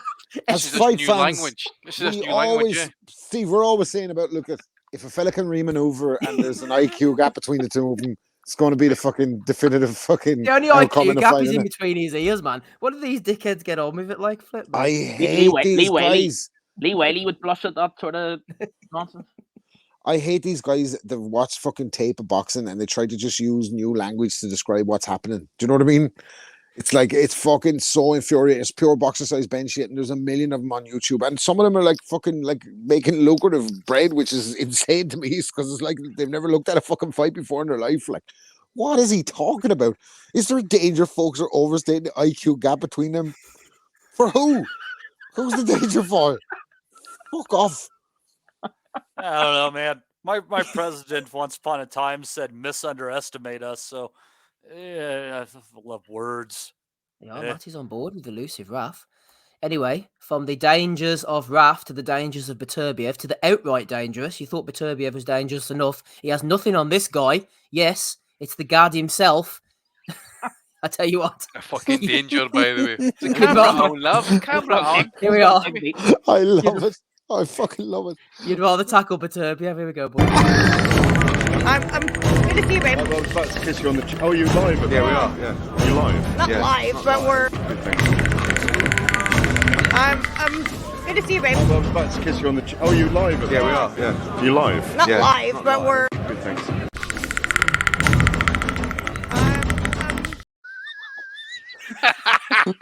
Who's done the sound effect? I don't know who's done that, but fair play to them. Credit to you. What did that breath smell like on the ear of Michelle Joy Phelps? Everybody wonder. I was going to show that it was going to be creepy, but sorry, I'm back in character. Sorry. Did you shower before this interview? I just smell the side of your neck, Michelle. Oh, sorry, you're live. Eddie's like, even Eddie's getting embarrassed. Fuck me, man. Eddie's like, what the fuck's going on there? But at the same time, man, can you imagine her uterus? What would have fucking happened if he actually made contact with her lips? Okay, Jesus, man, she's been covered in her fucking boots. Eddie's like, I don't know why this is making me horny, mate, but it is. Yeah. Do you shower before an interview? Ricky Graville says some guy in the group chat apparently did that. I think it was Damo created this one as well for the game. Luis Alberto Lopez. This is Fight Club. Come on in. In Kingston, Jamaica. The banter, man. What did he ask? Did he ask BETERBIEV? By the way, The way she carved him as well, she was seeing him coming, like she's seen him coming. That was prime shoulder roll defense for Michelle Joy Phelps there. She tucked in like James Toney. She was like, no. Who was it asked the guy about Bellew the Week actually, and he tried to kind of palm it off like, as if he'd And then he showed him the picture of the guard that Ryan Deal had done. He was like, wasn't he in wasn't he under a drain or something? He was like, is it offensive to me? The guy, oh, I'm sure it's fine. I'm like a troll. he tried to make it. He had no idea what Bellew of the Week was. Now, what's that mean? What does that mean? Am I a belly? Well, that was oddly Belly of the Week. What's that? What's that? And then he started singing. What the? We know all them are listening because they'll be fucking repeating the shit that we be saying on here during the week. It reminds me, I was watching over Christmas there, they had the second Godfather film again, and You know when Michael asked Fredo, does he know Johnny Ola? You know how Michael or Fredo betrays him, and Fredo just goes, "No, never heard of him." That's what came to mind when Ames asked God, "Does he know what belly of the week?" Oh, you think he protested too much? He knows all right, doesn't he? The guy. Boxing Nutters messenger group. Get yourselves Probably alive. in it, isn't he? Holly's account. Hi, Holly. She'll listen to you in the week. Sorry, Holly. You took over the spot of that woman who wasn't a woman who used to listen to us. Oh, yeah. Well, what was God, her name again? Now. MGP getting that Floyd Mayweather shoulder. Emily roll in X. there, Emily man. X. Emily X. Emily X. Oh, aye. I used to think that was Brian King. I had myself convinced that was Brian King. Probably Why? was. Like, Brian King's a good guy. I don't think he'd do that. Like, I don't know what was wrong with me back No, then. I think he would. He's in Thailand at the moment. Shout out, Brian. See, good for him, man. Shout out Brian King. Good for him.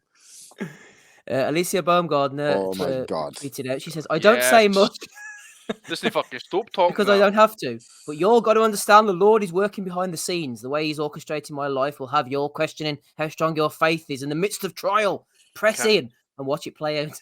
Can I get first dibs at this before Rob comes in to try to defend these? No. It says I from nominated her, you Earth. madman. It says from Earth, Andy, which I would question. Go ahead.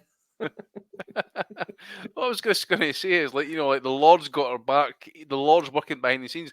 I think the Lord's a bit busy fucking elsewhere just now in the world trying to fucking sorry, at least a Baumgartner's fucking positive PED tests over at Rob, man. Fucking hell.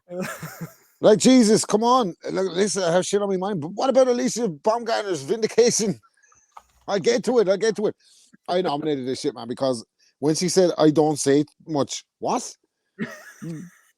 This bitch has not stopped talking since she popped off. I swear to God, every day she's on Twitter talking about her haters and God's work and fucking, I know you can't understand how a fighter is this. Like, honestly, it's over between me and Baumgartner, man. I'm going back to pen pals with Obanov. This shit is too much. What's wrong with this bitch? Like, she cannot shut the fuck up. Yep. Is this now the classic matchroom defense? You pop hot and then you talk that much that you convince the person that they fucking did something wrong. Like, I don't say, do you know what I mean? I don't say, like Conor Ben's on talking about, like, listen, Pierce Morgan, I've been having suicidal thoughts over this shit. Like, people are being, and they're like, it's not the people, asshole. You popped hot. It wasn't the fucking people. The same with this bitch. Like, she won't shut the fuck up talking. I don't say much because I don't have to. Well, how about you don't say much then? Oh, vindication for Baumgartner. I Final few. I just think we might pray to different gods. I don't know. Yeah, maybe. She's enjoying life. Yeah, apparently, Steve, did you see the just on Baumgartner that she was on? There was some footage came out during the week of her and the goat on the same flight or something. I didn't. Oh, that's right. No, she had an interview with Shaq where she said she could beat the Goat, and then the Goat was on the plane and they were having a bit of verbals, weren't they? And the Goat said, "Make sure you get me ass in the shot." Basically, that's what she said. Like, look, check out my ass. I look. Ames has put it in here. The chat. He says in the clip of her and Clarissa on the plane, she said something along the lines of, "She's come to see the bomb." On it, and Ames put it up there, Steve. See it? Yeah, she's like, "Yeah, you know, you're following me. You know, you're following me." And then where is it in the Nutters group? No, in the live chat.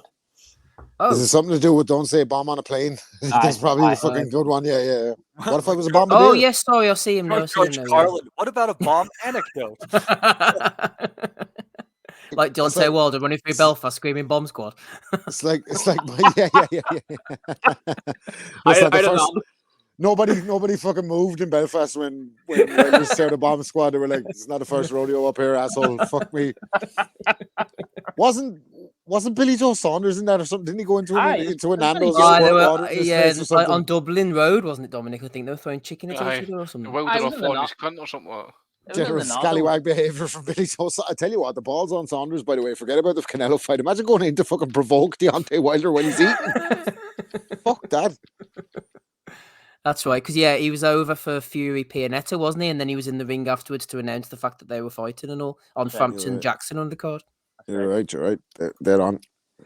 There we go. Yep, we're going to be finishing off soon. So Rack Noble tweeted this one out. BETERBIEV wasted absolutely no time updating the socials to 20-0, 20 KOs. Modern Groove Assembly says, lol, he probably did that on his stool after round one. With his boxing gloves on. Oh dear, that was a good Probably one. use it. Probably use his HGH needles actually. Here, how quality would it be? How quality would it be, man? If the investigation goes ahead and it actually proves positive that he did take HGH and fucking testosterone. Holy Meltdown fuck. Central. Oh fuck! I'm here for that every day of the week, man.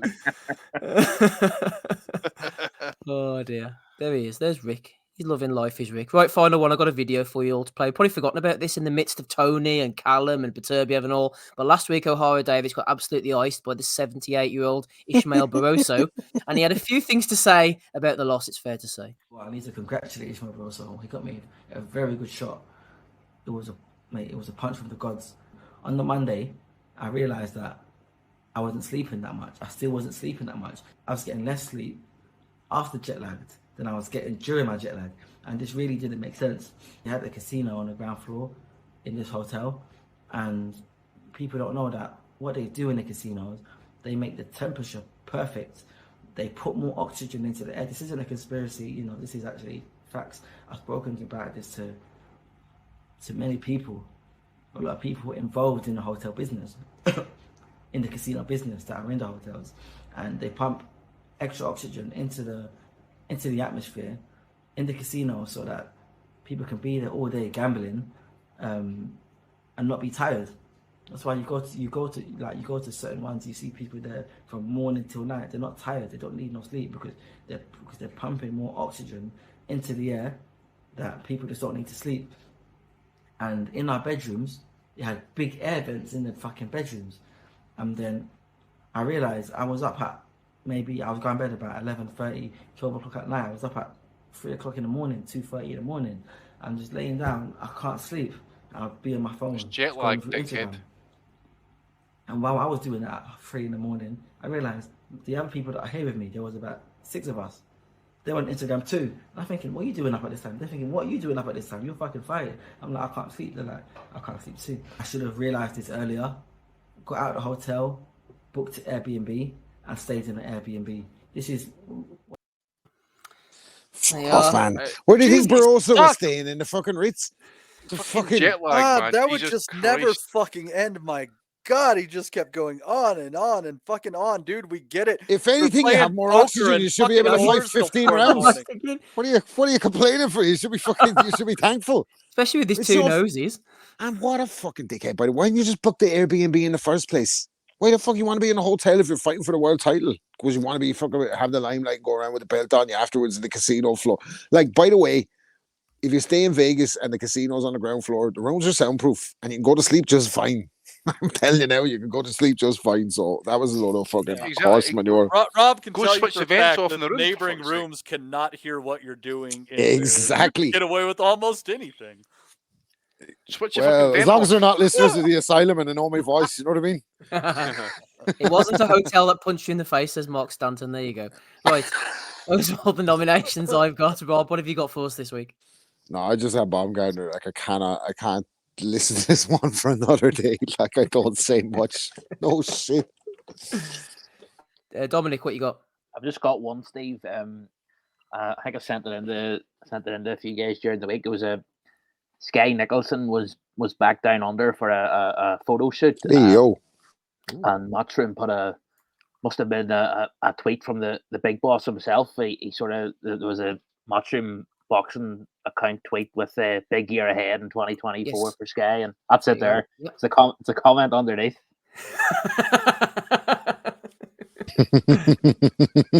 Cheeky from Harold O'Lederman. That was my only nomination. Good stuff. What are you getting at here, Dominic? I know. Such a hater. Go on, Matt.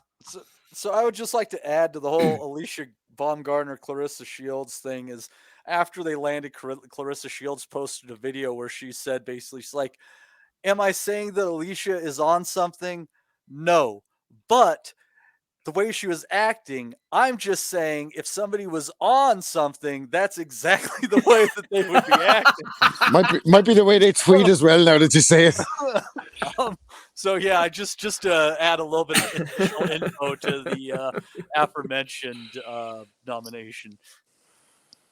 Good stuff. Good stuff on the quote. Andy, anything from you, please?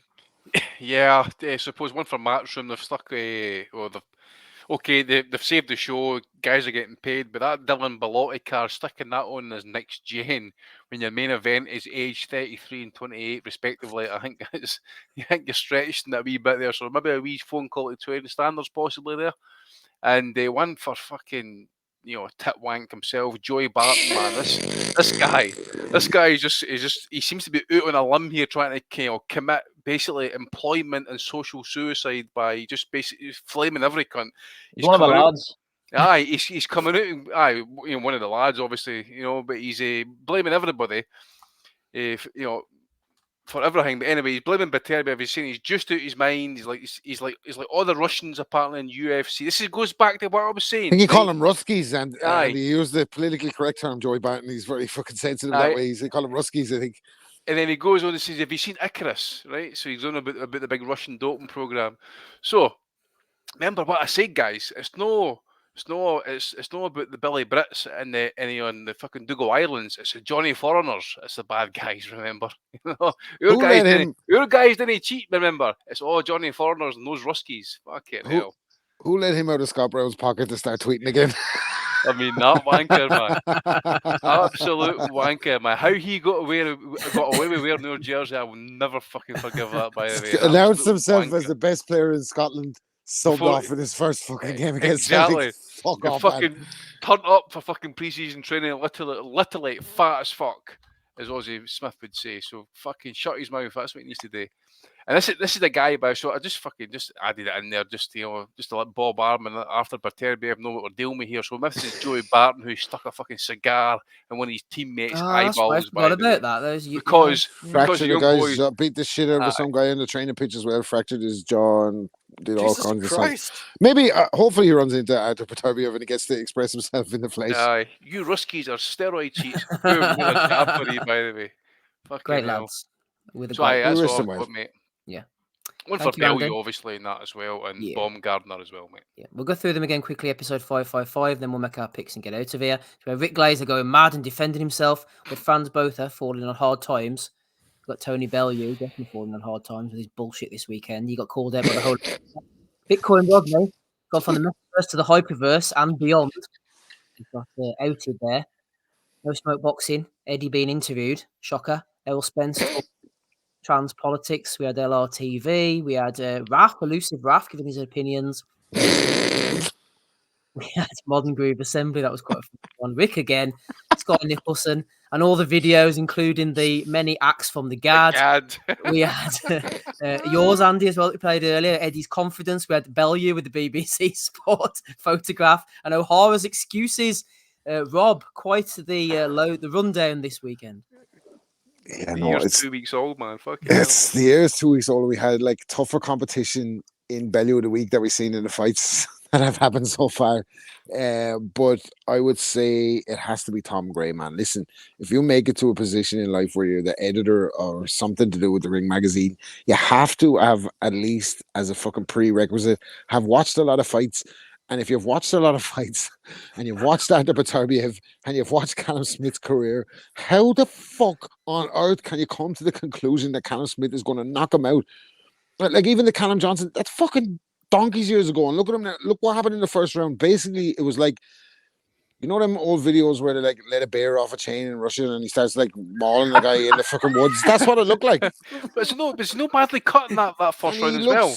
And he looked scared, and Buddy McGirt couldn't do nothing to motivate him, and he kept on telling him to stay off the ropes. And I felt like Callum Smith was going to say to Buddy McGirt, "Why don't you come in here, man? Because I can't stay off the ropes. He keeps putting me on the ropes. Like it's crazy to think that the fucking editor of the Ring magazine would make a pick for Callum Smith. I can't get my head around it anyway. I was fucking laughing my head off this morning when I see the result because I couldn't believe there's so many shouts.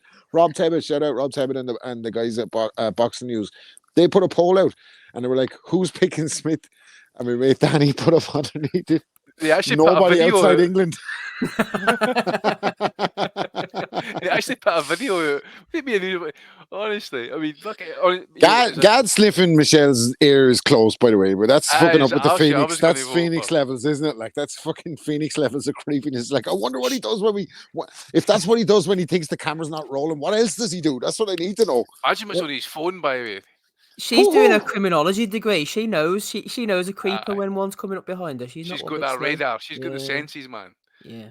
Yeah. She's been busy. She's been. Well, she was dressed up like Velma from Scooby Doo as well, so maybe she's got an investigative streak. Just needs the specs. The creepy janitor. Go on, Dominic. Who are you going for? Tom Gay. I understand where Rob's coming from. I'm tempted to go for Bellew as well, just for his, just the sort of rank hypocrisy. We're starting to think Bellew's a bit of a hypocrite. Is that what you're saying, Dominic? I'll go for the Gad. Oh, the Gad, yeah. I'm going for the Gad as well. And Matty, who are you going for? I just go with you guys and go with the Gad. Why not? Let's just make it easy. 3 for the Gad. Your pick is academic, Andy, but don't let that stop you. Yeah, I mean, it was quite solid. It was looking quite solid for Eddie and Co and Bellew after all the PED stuff and that. But the more you look at it and the way it's been broken down in slow motion, and then Eddie actually just giving it that look, like to say, "The fuck are you doing, you creepy weirdo?" You know? Seriously, man. Eddie's had a look there. It's just gave a little glimpse, a slight insight into what the Gad is like when he thinks the camera's not rolling. That's what I want to see more. You know what I mean? And the thing is, man, look, the thing is, you see him as well, man. He moves like a pro, but he miscalculated that time. His feet weren't in position, Andy. That's what the problem was. Elusive Raph needs to do some analysis on it. He was standing over his front foot when he leaned for the fucking... He shot his bolt too soon, mate. He tried to get in. He cut in too quick. That was his problem, and he easily could have got countered there. Eddie saw it coming. Eddie saw it coming. You tried to say he can't cut off the ring.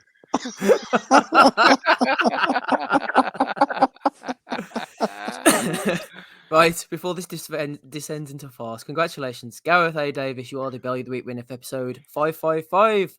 Quebec City. Congratulations, Gad. Right, quickly Kick before we Jamaica, man. Before we hand it back to Matty, a bit of housekeeping. We had a couple of... Fuck, we're handing it back to Matty. A couple of subscribers. No, you're giving me a handy.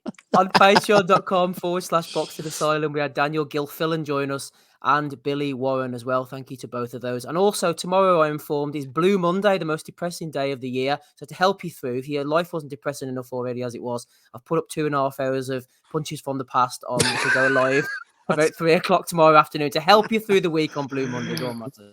You know, that's funny that's the saddest day of the year for people. I think that's interesting, Steve, because in the United States, it's Martin Luther King Jr. Day. So I assume for many white Southerners, it is actually the saddest day of the year. So anyways, for the crew here at Boxing Asylum, I would like to thank everybody for coming in here.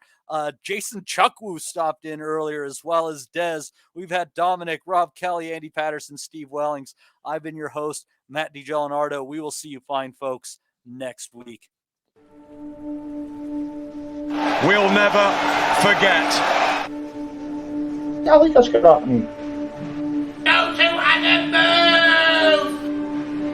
We want to be honest, yeah? Crying like a little bitch. I've never met a fucking swank that can fight me. I fell asleep. You're a fucking bum, you're a fucking asshole. Grumpo fucking skin. But allegedly, Oscar Rivas has failed a test. 7-year ain't. I will fucking smash fucking you. I hope you fucking die. Be safe. I love Boxing Asylum. It's as simple as that.